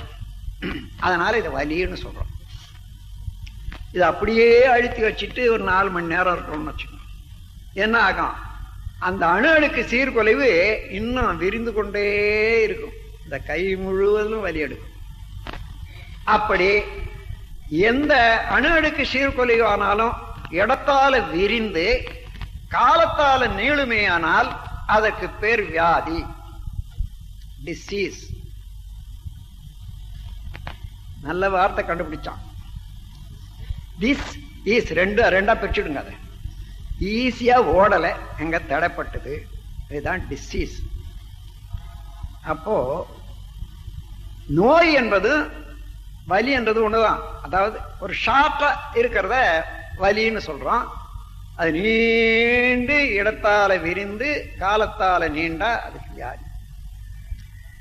அப்போ எந்த வியாதியா இருந்தாலும் ஒரே ஒரு சுருக்கமான ஒரு வார்த்தையில it is a short circuit of our own biomagnetism. அப்படின்னா ஆயிரக்கணக்கான பேர் கொடுத்துருக்காங்களே வியாதிக்குன்னு சொன்னா எந்த இடத்துல எந்த காரணத்தினால எந்த அளவுல அந்த ஷார்ட் சர்க்யூட் வந்தது, அது எந்தெந்த உறுப்புகளை பாதிக்கிறது, இன்னும் போக போக என்னென்ன பாதிக்கும், அவ்வளவு சேர்த்த ஒரு ஐடென்டிட்டி தான் ஒவ்வொரு பேருக்கும். வியாதிக்கு இருக்கக்கூடிய பேரு ஒவ்வொரு பேருக்கும் இவ்வளவு சேர்ந்ததுதான். எந்த இடத்துல எந்த காரணத்தினால எந்த அளவுல என்ன விதமான டிசாஸ்டர் அந்த இடத்துல டெட்டீரியரேஷன் ஏற்படுது, அது இன்னும் அது விரிகிற போது இன்னும் என்னென்ன தொந்தரவு ஜாஸ்தி ஆகும். இவ்வளவு கதையும் சொல்லுது. ஒவ்வொரு வியாதிக்கு அவங்க கொடுத்திருக்கக்கூடிய பேர் வேற ஒண்ணும் இல்லை. பொதுவா வியாதி என்ன? ஷார்ட் சர்க்யூட், அவ்வளவுதான். இப்போ வியாதி என்றது என்ன தெரிஞ்சு போச்சு. அடுத்தது மரணம். வியாதி என்ற சொல்ற போதே இது லீக்கேஜ் ஆஃப் அவர் மேக்னட்டிக் ஃபோர்ஸ்ன்றது தெரியுது இல்லையா? எங்கேயாலும் எலக்ட்ரிசிட்டி லீக் ஆன மாதிரி இந்த வீட்டில் இப்ப நம்ம உடல்லயே லீக் ஆச்சு. இப்ப லீக்கேஜ்னா வேஸ்டேஜ். அப்ப நம்ம உடலுக்குள்ளாக இருப்பு, வரவு, செலவு, ஜீவகாந்த சக்தி ஒவ்வொரு அளவு முறையாக இருந்து கொண்டிருக்கிறது. அப்போ ஒரு இடத்துல லீக்கேஜ், அதாவது வேஸ்ட் ஆகிக்கொண்டே இருக்குதுன்னு வச்சுங்க. அந்த வேஸ்டுக்கு தகுந்தவாறு மணிக்கணக்கிலையோ அல்லது நிமிஷ கணக்கிலையோ, மணி கணக்கிலையோ, நாள் கணக்கிலையோ, மாத கணக்கிலையோ நம்ம ஜீவகாந்த சக்தியினுடைய இருப்பு குறைஞ்சுக்கிட்டே போகும். வர்றது செலவாகிறது அது வேற. இருப்பு எப்பொழுதும் 100 யூனிட் இருக்குதுன்னு வச்சுங்க. இருப்பு அந்த 100ல 90 ஆகும், 80 ஆகும், 70 ஆகும். இப்படி வந்து அந்த இருப்பு இன்னும் குறைஞ்சி அதுக்கு மேல் கொண்டு ஓட முடியாத, இந்த உடலை நடத்த முடியாத நிலை வர்ற போது என்ன ஆகுதுன்னு பார்ப்போம். உதாரணமாக 100 யூனிட் பிரஷர்ல இருந்து 60 யூனிட்டுக்கு வந்துடுது. ஒரு இடத்துல வேஸ்ட் ஆச்சு. இந்த உயிர் சக்திய ஓட்டத்தை பற்றி நீங்க இப்ப கொஞ்சம் தெரிஞ்சுக்கணும். ரத்தம் எப்படி அதுக்கு ஒரு இயக்க மையம் இருதயத்தை வைத்துக்கொண்டு உடல் முழுவதும் ஓடி எங்கேயாலும் சோறு விட்டா அல்லது அதை கேடுவிட்டா மீண்டும் இருதயத்தை வந்து சுத்தமாகி மறுபடியும் ஓடுதோ, அதே போல உயிருக்கு ஒரு இயக்க மையம் மூலாதாரத்துல செமினல் வெசிக்கல்ல இடம் இருக்கு. உடல் முழுவதும் ஓடி அது சோறு விட்ட போது மீண்டும் அந்த மூலாதாரத்துக்கு வந்து செமல்ல தோய்வு பெற்று தனக்கு முழு வலு வந்த பிறகு மறுபடியும் ஓட ஆரம்பிக்குது அந்த உயிர் சக்தி. அப்படி ஓடுவதற்கு உடல்ல ஜீவகாந்த சக்தியினுடைய அழுத்தம் இருந்தாதான் அதை ஓடி ஓடி அதை ஒட்டி தான் எல்லாமே ஓடணும். இப்போ 60 ஆச்சு, 50 ஆச்சு, பாதி அழுத்தம் தான் இருக்குது. சோர்வுற்ற உயிர் சக்தி அணுக்கள் செமினல் வெசிக்கல்ல வருது, மூலாதாரம் வருது, உள்ள போகுது. 100 யூனிட் உள்ள போகுதுன்னு வச்சுங்க. வெளியே வரும்போது அதுக்குரிய பிரஷர் இங்க இருந்தாதானே அவ்வளவும் வெளியே வரும். இங்க பிரஷர் இல்லை, அதை தள்ளுறது. அதனால 100 உள்ள வருது, 80 வெளியேறுது, 70 வெளியேறுது, 60 வெளியேறுது. அதனுடைய அழுத்தத்துக்கு தகுந்தவாறு மிச்சமெல்லாம் செமினல் வெசிக்கல்லையே தங்கிடும். அப்போ நாள் போக போக அல்ல டைம் போக போக அந்தந்த நோய்க்கு தகுந்தவாறு உடல்ல ஓடிக்கொண்டே இருக்கக்கூடிய உயிர் சக்தி குறையுது, செமினல் வெசிக்கல்ல இருக்கக்கூடிய உயிராற்றல் ஜாஸ்தி ஆகுது. அப்படி ஆனால் அளவுக்கு மேல ஆனா அந்த உயிர் சக்தியிலிருந்து வரக்கூடிய ஜீவகாந்த சக்தி அளவுக்கு மேல ஆகிற போது அங்க இருக்கக்கூடிய செல்களே மின்சாரமா மாத்துற போது அந்த டியூப்ஸ் எல்லாம் பாதிக்கப்பட்டு டிட்டீரியேஷன் ஆகி அப்படியே விரிந்து விடும். கபாட இயக்கம் இருக்கிறதே, வால்வ் ஆக்ஷன், அது போச்சு. வால்வு போனா என்ன ஆகுது? அப்படியே கொட்டி போடும். விந்து ஆனாலும் நாதமானாலும் முழுக்க உடைஞ்சி கொட்டி போடும். அப்படி கொட்டி போனா ஒரே நேரத்துல அதை தொடர்ந்து அதை தாங்கி அதையே தாங்கியாக வைத்துக் கொண்டு இருந்த உயிர் சக்தி என்ன ஆகும்? பானை உடைஞ்சா பால் எப்படி போச்சோ அதே போல வித்து உடைந்தால் அதுல இருக்கக்கூடிய உயிர் சக்தி அதோட ஓடிடும். இதுதான் மரணம். நோய், அதாவது வலி, நோய், மரணம், இந்த மூன்றுமே ஜீவகாந்த சக்தியினுடைய ஷார்ட் சர்க்யூட்னு வச்சுங்களேன். அதனுடைய ஏற்றத்தாழ் தான் என்பது தெரிந்து கொண்டா இப்போ வித்து உடையாமல் எந்த காரணத்தால் எந்த அளவுக்கு ஒரு சமாளிக்கக்கூடிய உடலாற்றல் இருக்குமோ அந்த அளவுக்கு உயிர் பிரியாது உடலை விட்டு. அந்த அளவுக்கு இந்த விந்து சக்தியை கெட்டிப்படுத்திக் கொள்ள முடியும் என்றதை கண்டுபிடித்தவர்கள் தான் சித்தர்கள். அது பயிற்சியினாலேயே செய்யலாம் என்றதை கண்டுபிடித்து அந்த பயிற்சிக்கு முறையும் சொல்லிட்டாங்க. என்ன? உருத்தரித்த நாடியில் ஒடுங்குகின்ற வாயுவை கருத்தினால் இருத்தியே கபாலமேற்ற வல்லீரேல் விருத்தரும் பாலராவார் மேனியும் சிவந்திடும் என்ற பாட்டின் மூலமாகவும் மூலமாம் குளத்திலே மூண்டெழுந்த கோரையை காலமே எழுந்திருந்து 4 கட்டு அறுப்பிரேல் காலனையும் வெல்லலாம்.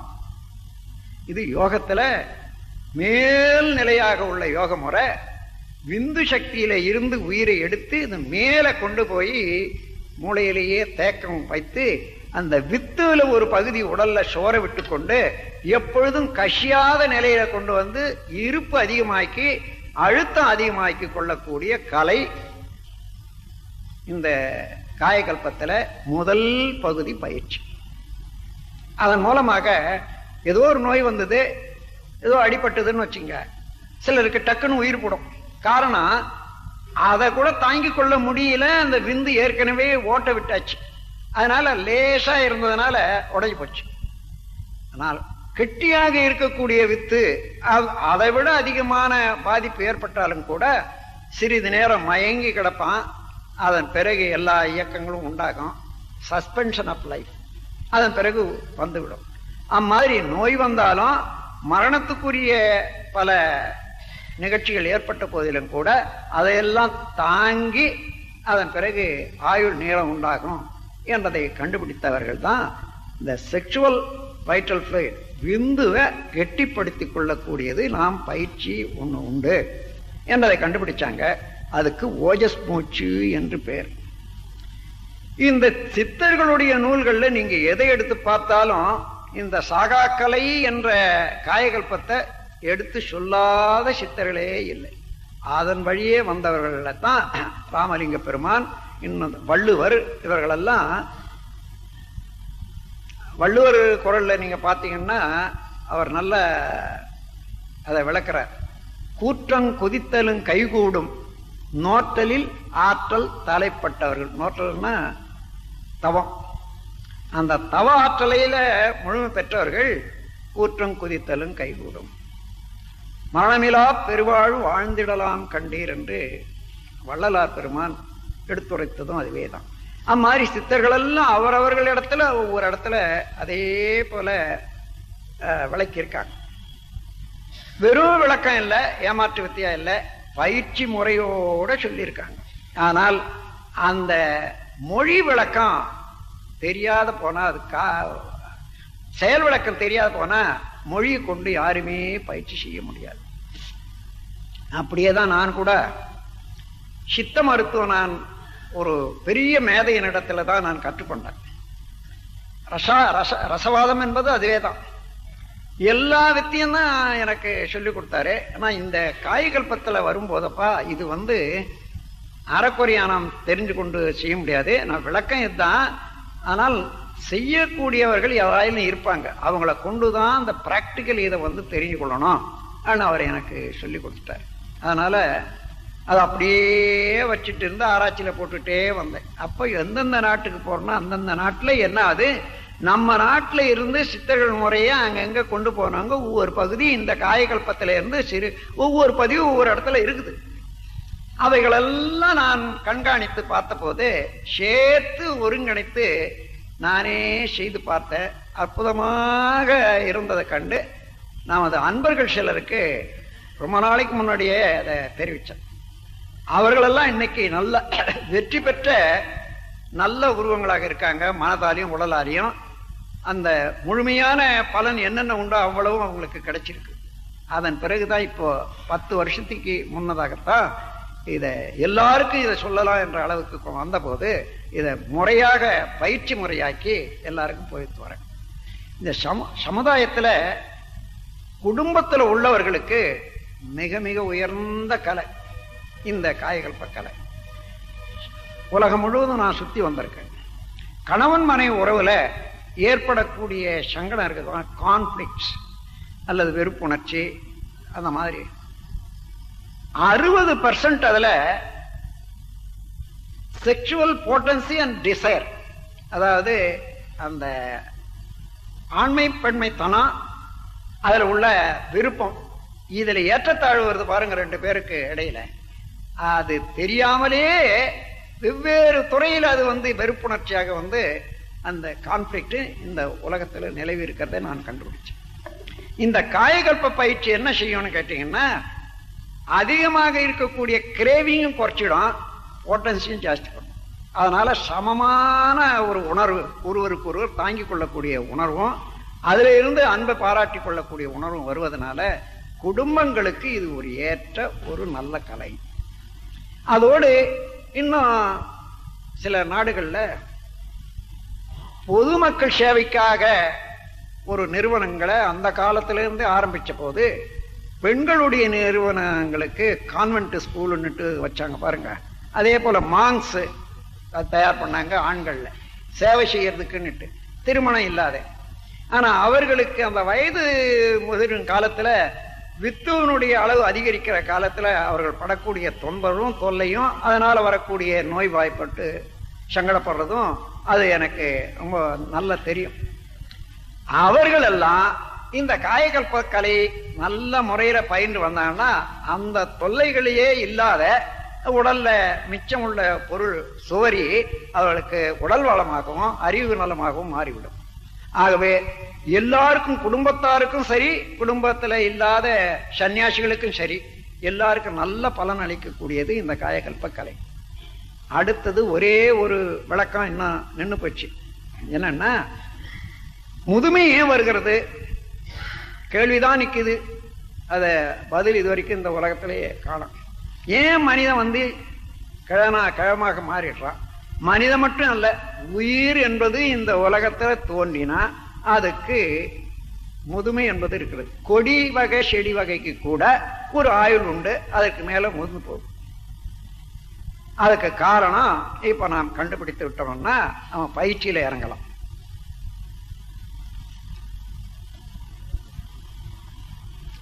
முன்ன ஒரு வட்டம் பார்த்தீங்க, அது போல இது ஒரு வட்டம். ஆனா இதனுடைய கருத்தே வேறுபட்ட கருத்து. இது உலக உருண்டைய ஈக்குவட்டர்ல பாதியா வெட்டினோன்னு வச்சுங்க. அந்த செக்ஷன் இருக்குது பாருங்க, ஒரு செக்ஷன், அந்த செக்ஷன் இது மாதிரியாக இருக்கும்ன்றது ஒரு அனுமானம் பண்ணி இதை போட்டிருக்காங்க.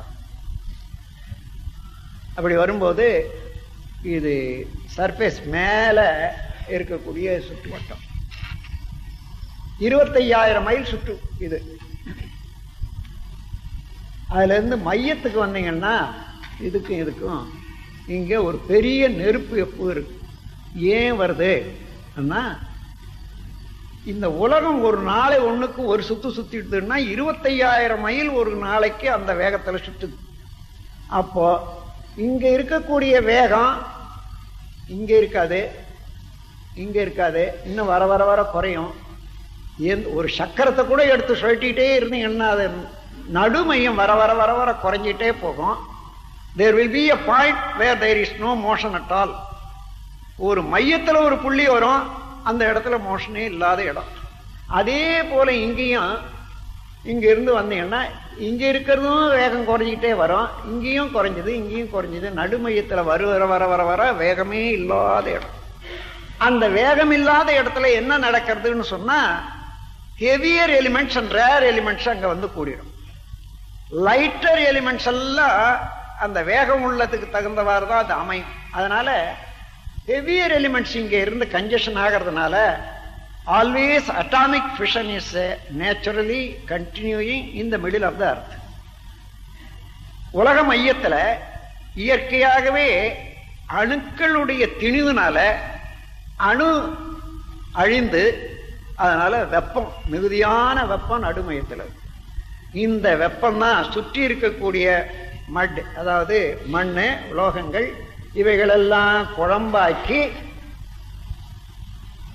அது வழியே மேலே கொண்டு வந்து இங்க தள்ளும் போது எரிமலைன்னு சொல்றோம். அப்படிதான் மலையெல்லாம் ஏற்பட்டது.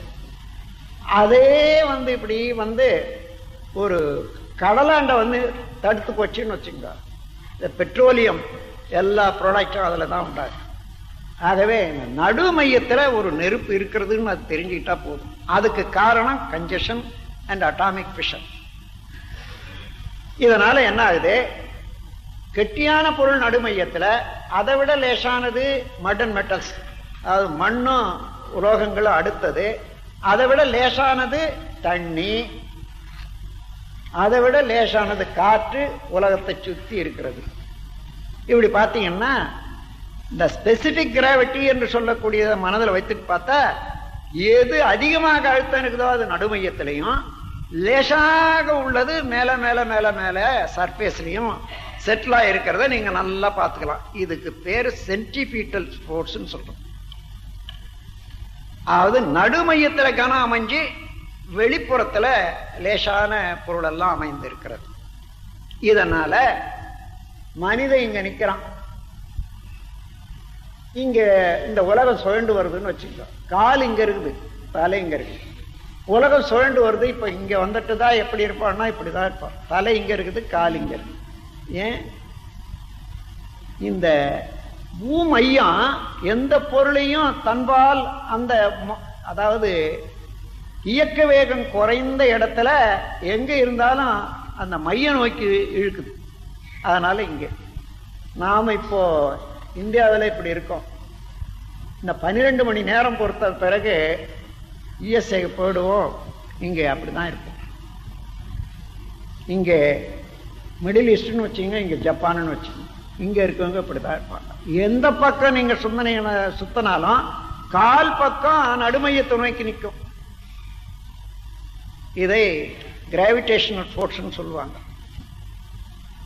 இப்போ இதனால என்ன, இந்த உடல்ல 5 வகையான லேயர்ஸ் இருக்கு படித்தளமா. கெட்டி பொருள், நீர் பொருள், வெப்பம், காற்று, உயிர்.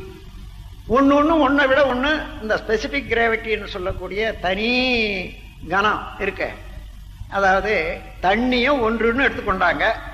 அதை விட ஒவ்வொரு பொருளும் எது எப்படி எப்படி அழுத்தமா இருக்குமோ அதுக்கு தகுந்தவாறு என்னது ஸ்பெசிபிக் கிராவிட்டின்னுட்டு கண்டுபிடிச்சிருக்காங்க. உதாரணமா பொண்ணுக்கும் தண்ணிக்கும் 20 பங்கு அதிகம். அது மாதிரி ஒரு ரத்தத்துக்கும் தண்ணிக்கும் இவ்வளவு வித்தியாசம். இப்படியெல்லாம் இருக்கு. அப்போ இந்த உடல்ல இந்த சுழலுனால கனத்த பொருள் எல்லாம் கீழ் நோக்கி இருக்குது, லேசான பொருள் எல்லாம் மேல் நோக்கி ஓடும். அதனால என்ன, அது உயிர் சக்தி தினந்தோறும் நம்ம உடல்ல உள்ள உயிர் சக்தியில ஒரு பகுதி ஓடியே போகுது உடலை விட்டு. உடல்ல உள்ள அணுக்கள் இருக்குது பாருங்க, சதை. அந்த சதையினுடைய இது இழுப்புல தாங்கிறது போக மிச்சம் உதிர்ந்துகிட்டே இருக்குது ஒவ்வொரு நாளைக்கும். ஒவ்வொரு நாளைக்கும் எவ்வளவு எத்தனை கோடி செல்கள் உதிர்ந்து போகுதுன்றது நீங்க கணக்கெடுக்கணும்னா, காலையிலேருந்து நாளைக்கு 12 காலை வரைக்கும் சாப்பிடாத ஒரு நாளைக்கு இருந்து பாருங்க. காலையில எடை போட்டுடுங்க, மறுநாளைக்கு எடை போட்டு பாருங்க எவ்வளவு குறையும். 3 ounce ஆயிலும் குறையும், 4 ounce, 5 ounce, 1 pound கூட குறையும் ஒரு ஆளுக்கு. அப்ப அந்த 1 poundல இருந்து 4 ounce வரைக்கும் எந்த அளவு இருந்தாலும் சரி, அதை செல்களாக மாத்தினா எத்தனை லட்சம் ஆகும். அவ்வளவு ஒவ்வொரு நாளுக்கும் உந்து போயிட்டே இருக்குது உடல்ல இருந்து. அதே போல உயிர் சக்தியில ஒரு பகுதி ஓடி போயே இருக்குது உடலை விட்டு. இந்த இரண்டும் அப்ப மனிதனை சாகடிக்குது. அதுல இருந்து தப்பிக்கொள்றதுக்காக நாம என்ன பண்றோம், உணவு, தண்ணி, காற்று இதை போட்டு எந்தெந்த அளவுக்கு இந்த அணுக்கள் ஓடி போச்சா அதுக்கு புதுப்பிக்கிறோம். we are escaping from death. அதுக்கு பேரு பிழைப்புன்னு பேரு. பிழைத்தல்னா தப்பிக்கொள்ளுதல். நாம மரணத்திலிருந்து தப்பிக்கொள்வதற்குத்தான் பிழைத்தல்னு பேரு. அதை பிழைக்கிறோம். அந்த மாதிரி ஒவ்வொரு நாளைக்கும் வர்ற போது இந்த உயிரை ஒவ்வொரு நாளைக்கும் ஒரு அளவு பிரிச்சுதான், அதாவது வெட்டி தள்ளிக்கிட்டே இருக்குது ஒவ்வொரு நாள் சுத்து. இதன் காரணமாக சதையை இழுக்கிற போது நரம்புகளை இழுக்குமா இல்லையா? நரம்புகள் எல்லாம் தளர்ச்சி அடைகின்றது. நரம்பு தளர்ச்சி நாளாவட்டத்தில் என்ன ஆகுது, நரம்பு தளர்ந்து விட்டா சதைக்கட்ட தளர்ந்து, எலும்புகளுக்கும் சதைக்கும் இருக்கக்கூடிய ஒரு உறவு வர வர வர குறைய ஆரம்பிக்கும். 40 ஆண்டுக்கு வரையில இந்த தொல்லை இல்லை. ஏன்னா வளர்ச்சி காலம்.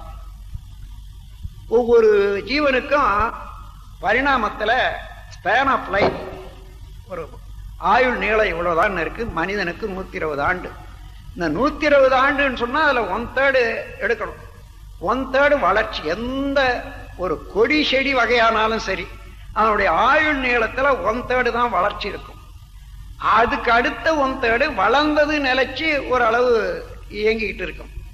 3வது கட்டம் வந்தா வீனிங் பீரியட் தான், அது உளுத்து போக வேண்டியதுதான். அதே போல மனிதனுக்கும் 40 ஆண்டு வரையில வளர்ச்சியில் இருக்கிறதுனால அந்த தளர்ச்சியும் தெரியாத இருக்கும். அதற்கு மேல கொஞ்சம் கொஞ்சம் கொஞ்சமாக நாம் ஒழுங்காக இருக்குமே. ஆனால் 80 வயசு வரைக்கும் சிறுக சிறுக தேய்வு வரும். ஆனா 80 வயதுக்கு மேல தொங்கி போடும் எல்லாம். அங்க எலும்புக்கூடு எல்லாமே தொங்கி சதை கூட்டு குறைந்து முதுமை வந்துதான் ஆகும். அப்ப முதுமை வருவது என்றது உலகம் சுழற்றுவதனால உயிரினுடைய நீளத்தையே குறைக்கிறது உலக சூழல் தான். அதுதான் வள்ளுவர் சொல்றது. நாளென ஒன்று போல் காட்டி உயிர் ஈர்க்கும் வாழ். நாளுன்னு ஒன்னாக நாம் நினைக்கிறோம், ஆனா அந்த உயிரை அறுக்குது அந்த வாழ் என்று சொல்றது அவர். ஏன்னா அவர் சித்தர் பரம்பரை சேர்ந்ததுனால எப்படி முதுமை வர்றது உயிர் போறது என்பதெல்லாம் ஒவ்வொரு சொல்லுல விளக்கியிருக்கார். ஆகவே அந்த முறையில பார்த்தீங்கன்னா இந்த உலக சூழல்னால்தான் நமக்கு முதுமை என்பது வருகிறது. அப்ப முதுமையை தவிர்க்கணும்னா இந்த உலகத்தை விட்டு அந்த ஆண்டு எங்கேயாலும் போயிருக்கலாமான்னு பார்த்தா சந்திரன் கூட உலக கவர்ச்சியில தான் ஆகிட்டு இருக்குது. இல்லைன்னா அதே லெவல்ல சுத்திட்டு வராது. அதுக்கு அந்தாண்ட எவ்வளவு தூரம் போனா இந்த உலக கவர்ச்சியில இல்லாத இருக்கலான்னு பார்த்தா அப்படி கொஞ்சம் அதிகமாக போக போக போக என்ன ஆகும், உலக கவர்ச்சியை ஒட்டி தான் நம்முடைய ரத்த ஓட்டம் மற்றதெல்லாம் ஓடி உடல் நிலைச்சிருக்குது. அந்த ரத்த ஓட்டமே கட்டு போய் அப்புறம் அடியோட மனிதனே போடுவான். அதற்காகத்தான் இந்த சேட்டலைட்ல இருக்கக்கூடியவங்க எல்லாம் உலக கவர்ச்சி விட்டு போனாலும் அந்த கீழ்ப்பக்கம் மனிதன் நிலைக்கிறதுக்கு ஒரு கவர்ச்சி வைக்கணும்னு செயற்கை முறையில கவர்ச்சியை வச்சு அதுல அந்த காந்த சக்தியை வச்சுதான் அங்க பயிற்சி எல்லாம் அளிக்கிறாங்க. அதெல்லாம் பார்க்கணும்னா நீங்க நாசான்ற ஒரு இடம், ஒரு அதாவது டெக்சாஸ் என்ற மாகாணத்துல நாசான்னுட்டு ஒரு இடம் இருக்கு. அங்க எல்லாம் நல்லா பார்க்கலாம், எல்லாம் விஞ்ஞான முறையில விளக்கி காட்டுறாங்க. அந்த மாதிரி அந்த ஒரு அடிப்படையை நாம உணர்ந்து கொண்டாதான் ஏன் முதுமை வருகிறது என்று தெரியும். அப்போ அந்த முதுமையை தள்ளி போடுறதுக்கு என்ன ஒரு பயிற்சி. தினந்தோறும் தளர்ந்து போகக்கூடிய நரம்புகளை முறுக்கேற்றி கொண்டே இருப்போமே. ஆனால் ஒரு பயிற்சியின் மூலமாக நாம் முதுமையை தள்ளி போடலாம், இளமை பாதுகாக்கலாம் என்றதை கண்டுபிடித்தது தான் அது நரம்பூக்கம் என்ற பயிற்சி. அப்போ முதல்ல விந்துவை கெட்டிப்படுத்தி ஆயுளை வளர்க்கக்கூடியது ஒரு பயிற்சியும், நரம்புகளுக்கு ஊக்கம் கொடுத்து முதுமையை தள்ளி போடக்கூடிய பயிற்சியும், இந்த இரண்டையும் சேர்த்து காயகல்ப பயிற்சியாக நமக்கு அளிச்சிருக்காங்க. இந்த 2 பயிற்சிகளையும் நீங்க நேரடியாக இப்பொழுது தெரிந்து கொள்ள போறீங்க. காரணமெல்லாம் இப்போ விளக்கம் வந்தாச்சு. நீங்க மறுபடியும் அந்த வட்டத்தை எடுத்து பார்த்து நான் சொன்னதெல்லாம் நினைவுக்கு வரும். அப்படியும் வேணும்னா சங்கத்தில் வந்து கேட்டீங்கன்னா இந்த டேப் இன்னைக்கு பேசுறமே அதுவோ அதுக்கு முன்ன பேசுறதோ இந்த டேப் கூட இருக்கும். ஒரு நாளைக்கு போய் போட்டு பார்த்து அதை பார்த்து கொள்ளலாம். ஆகவே அந்த முறையில இந்த விளக்கங்கள் எல்லாம் உங்க மனதில் வந்துடுதுன்னா இந்த விளக்கம் சாதாரணமான விளக்கம் இல்லை, நம்ம ஆயுள் முழுவதும் நம்முடைய வாழ்நாளுக்கு வழிகாட்டக்கூடிய விளக்கம். விஞ்ஞானிகளுக்கும் உதவும், சாதாரண ஆட்களுக்கும் உதவியாக இருக்கும் என்று கூறி இப்பொழுது பயிற்சியை தொடங்க போறோம்.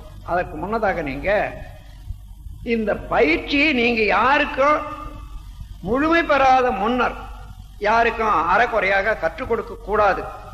ஏன்னா அதுல சில சிக்கல்கள் வரும்.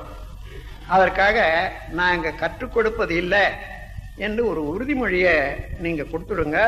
உங்க புத்தகத்திலேயே அந்த உறுதிமொழி இருக்கு. ஒரு அன்பர் இங்க படிப்பாங்க, அவங்களோட கூடவே நீங்க படிச்சுட்டீங்கன்னா அதுல கையெழுத்து போட்டு உங்க விலாசம் எல்லாம் போட்டு கொடுத்துடுங்க. பயிற்சி ஆரம்பிச்சுக்கலாம். பயிற்சிகள் 2 வகை. ஒன்று ஓஜஸ் மூச்சு, அதாவது பிந்து நாதம் என்ற 2 சக்திகளையும் கெட்டிப்படுத்திக் கொள்வது. எவ்வளவுக்கு எவ்வளவு கெட்டியாகுதோ அந்த அளவும் உடல்ல தேக்கமாகும், நிற்கும். அதற்கு ஓஜஸ் மூச்சுன்னு பயிற்சி இருக்கு இல்லையா? அந்த ஓஜஸ் மூச்சுக்கு சித்தர்களுடைய சூத்திரம் என்னன்னா, உருத்தரித்த நாடியில் ஒடுங்குகின்ற வாயுவை, இந்த வாயு என்ற என்ன காற்றுன்னு சொல்றது, அந்த அந்த காலத்துல பிராணனுக்கு, அதாவது உயிர் சக்திக்கு கூட வாயு என்றுதான் பேரு கொடுத்தாங்க. அதனால அந்த காலத்துல இருந்து இந்த காலம் வரைக்கும் அதுல ஒரு குழப்பம் இருக்கிறது. காற்றுக்கும் பிராணனுக்கும் வித்தியாசமே தெரியாத, பிராணாயாமம்னா காத்த பிடிக்கிறது பிராணாயாமம்னுட்டு கூட பின்னால வந்துடுது. பிராணன் வேறு, காற்று வேறு. பிராணன் என்பது உயிர் சக்தி, காற்று என்பது ஆக்சிஜன் இப்போ நம்ம உட்கொள்றோம் அல்லது வெளியிடுறோம் கார்பன் டை ஆக்சைடு, இந்த மாதிரி அதுதான் காற்று. இப்போ உருத்தரித்த நாடியில் ஒடுங்குகின்ற வாயுவை கருத்தினால் இருத்தியே கபாலமேற்ற வல்லீரேல். இந்த வார்த்தைக்கு, அதாவது லாங்குவேஜ் மூலமாக, மொழியின் மூலமாக நம்ம கருத்து தெரிஞ்சு செய்ய முடியாது. இப்ப நான் அதை சொல்லிக் கொடுக்க போறேன். அடுத்தபடியாக நரம்பூக்கம் என்பது அஸ்வனி முத்திரைன்னுட்டு ஒரு குறுகிய பேர் கொடுத்துருக்காங்க. அஸ்வனின்னா குதிரைன்னு பேரு. குதிரை சாணமிட்டா ஆசனத்தை சுருக்கும் அல்லவா? எந்த ஜீவனும், அதாவது பசுமா கூட சாணமிட்டா ஆசனத்தை சுருக்கிறத பார்க்கிறோம். அதே போல மனிதன் கூட அப்படி சுருக்குவது, திரும்பி விரிப்பது, சுருக்குவது, விடுவது என்ற தொடர்ந்து ஒரு பயிற்சி செய்வோமானால் அந்த பயிற்சிக்கு பேரு அஸ்வனி முத்திரைன்னு பேரு. குதிரைக்கு உரிய அடையாளம். இதை மனசுல வச்சுங்க. அஸ்வனி முத்திரைன்னா ஆசனவாய சுருக்குவது, விரிவது, சுருக்குவது, விடுவது. மலத்துவாரம், குதப்பயிற்சி, இதெல்லாம் ஒரே பேர் தான். நல்லா இதை தெளிவுபடுத்திக்கணும். இப்போ நீங்க இருந்த இடத்துலயே அந்த பயிற்சி மாத்திரம் இப்ப தெரிஞ்சுக்கலாம். அப்புறம் பாஸ்டர்ஸ் எல்லாம் இருக்கு, பின்னால சொல்லித்தரோம். இந்த பயிற்சி செய்யற போது முதுகந்தண்டு நேரா இருக்கணும். அதாவது இது முதுமையும் தள்ளி போட வேண்டியது அல்லவா? நாளாவட்டத்துல எப்பொழுதுமே முதுகு இப்படி வளைந்து கூணம் ஏற்படாது. காயகல்ப செய்தவங்க நீங்க பாத்தீங்கன்னா நாளுக்கு நாள் நல்ல நிமிர்ந்து நடக்கக்கூடிய, ஏறு போல் பீடு நடைன்னு சொல்லுவாங்களா, அந்த மாதிரி வரும். இப்போ அந்த முறையில நல்ல நேராக நின்று கொண்டு, சப்பளாங்கோல் போட்டு உட்கார்ந்து இருக்கவங்க அப்படியே இருங்க, சேர்ல உட்கார்ந்து இருக்கவங்க அப்படியே இருக்கலாம். ஆசனவாய அப்படியே சுருக்குங்க, மறையோடு விடுங்க, சுருக்குங்க, விடுங்க. ஆனா நேரம் கொஞ்சம் கொடுக்கணும். அப்படியே சுருக்கி அப்படி விடணும். சிலர் அதை பயிற்சி செய்யற போது அப்படி அப்படின்வாங்க, ரொம்ப சீக்கிரமா பண்ணுவாங்க. டைம் வேணும். ஏன்னா மெல்லிய நரம்புகள் எல்லாம் அங்க இயக்கத்துக்கு வருது. அப்படி செய்யும் போது என்ன ஆகுதுன்னா, ஒரு தடவை ஆசனவாய சுருக்கி விரித்து விட்டோமானா இந்த உடல்ல உள்ள எல்லா நரம்புகளுக்கும் ஒரு ரிமோட் கண்ட்ரோல் மாதிரி எல்லா நரம்புகளுக்கும் ஆக்டிவேஷன் நம்ம ஊக்குவிக்கிறோம். எல்லா நரம்புகளுக்கும் இயக்கத்துக்கு வருது. நரம்புகள் தான் உடலுக்கு மின்சாரத்தை எல்லா இடத்துக்கும் பரப்புறது. ஜீவகாந்த சக்தியை பரப்பி மின் சக்தியை பரப்புறதுக்கு நரம்புகள் தான் காரணமா இருக்கு. இப்போ அந்த நரம்புகளுக்கு வலு ஏற்றினாதான், பிகு செய்தாதான் உடல் கட்டுப்பாடு இருக்கும். முதல்ல அதை செய்யறோம். நான் 10 தடவை நான் சொல்றேன். அதே போல நீங்க டைமிங்காக தான் நான் கையை காண்பிப்பேன். அப்படி இது இப்படி காண்பிப்பது சுருக்குங்க, அப்புறம் விட்டுடுங்க, சுருக்குங்க, விட்டுடுங்க. நல்லா புரிஞ்சுக்கொள்ளணும். நீங்க அஸ்வனி முத்திரன் நான் சொல்ற போது, கையை காண்பிக்கிற போது ஆசனவாய சுருக்கி விடணும். சுருக்கிறது contraction of the anus muscles, release, contraction and release. இந்த ஸ்பிரிங்டர் எக்ஸசைஸ் சொல்லுவாங்க ஆங்கிலத்தில். இப்ப அதேதான் இது அஸ்வன முத்திரைன்றதும் குதப்பயிற்சின்றதும் அதுவே தான். இப்ப 10 தடவை அதை செய்து முதல்ல பயிற்சியை பழகி கொள்ளுங்க. யாரு? 1 3 சக்சஸ்ஃபுல் எக்ஸ்பிளனேஷன். நானே சந்தோஷப்படுத்துகிறேன். ஏன்னா நான் முதல்ல ஆரம்பிச்ச போது ஒரு பெரிய ஹோட்டல்ல, பாம்ஸ் குரோன்ற ஹோட்டல்ல இதை செய்து காமிச்சோம். நான் இதே போல உங்களுக்கு என்ன விளக்கம் கொடுத்தனோ அந்த விளக்கம் தான் உங்களுக்கு எல்லாருக்கும் கொடுத்தேன். கொடுத்துட்டு இப்ப பயிற்சி செய்யுங்கன்னு சொல்லிட்டு கைய நான் 1 2 சொல்லிக்கொண்டே அப்படி கைய பிடிச்ச பாருங்க, அவ்வளவு பேரும் கைய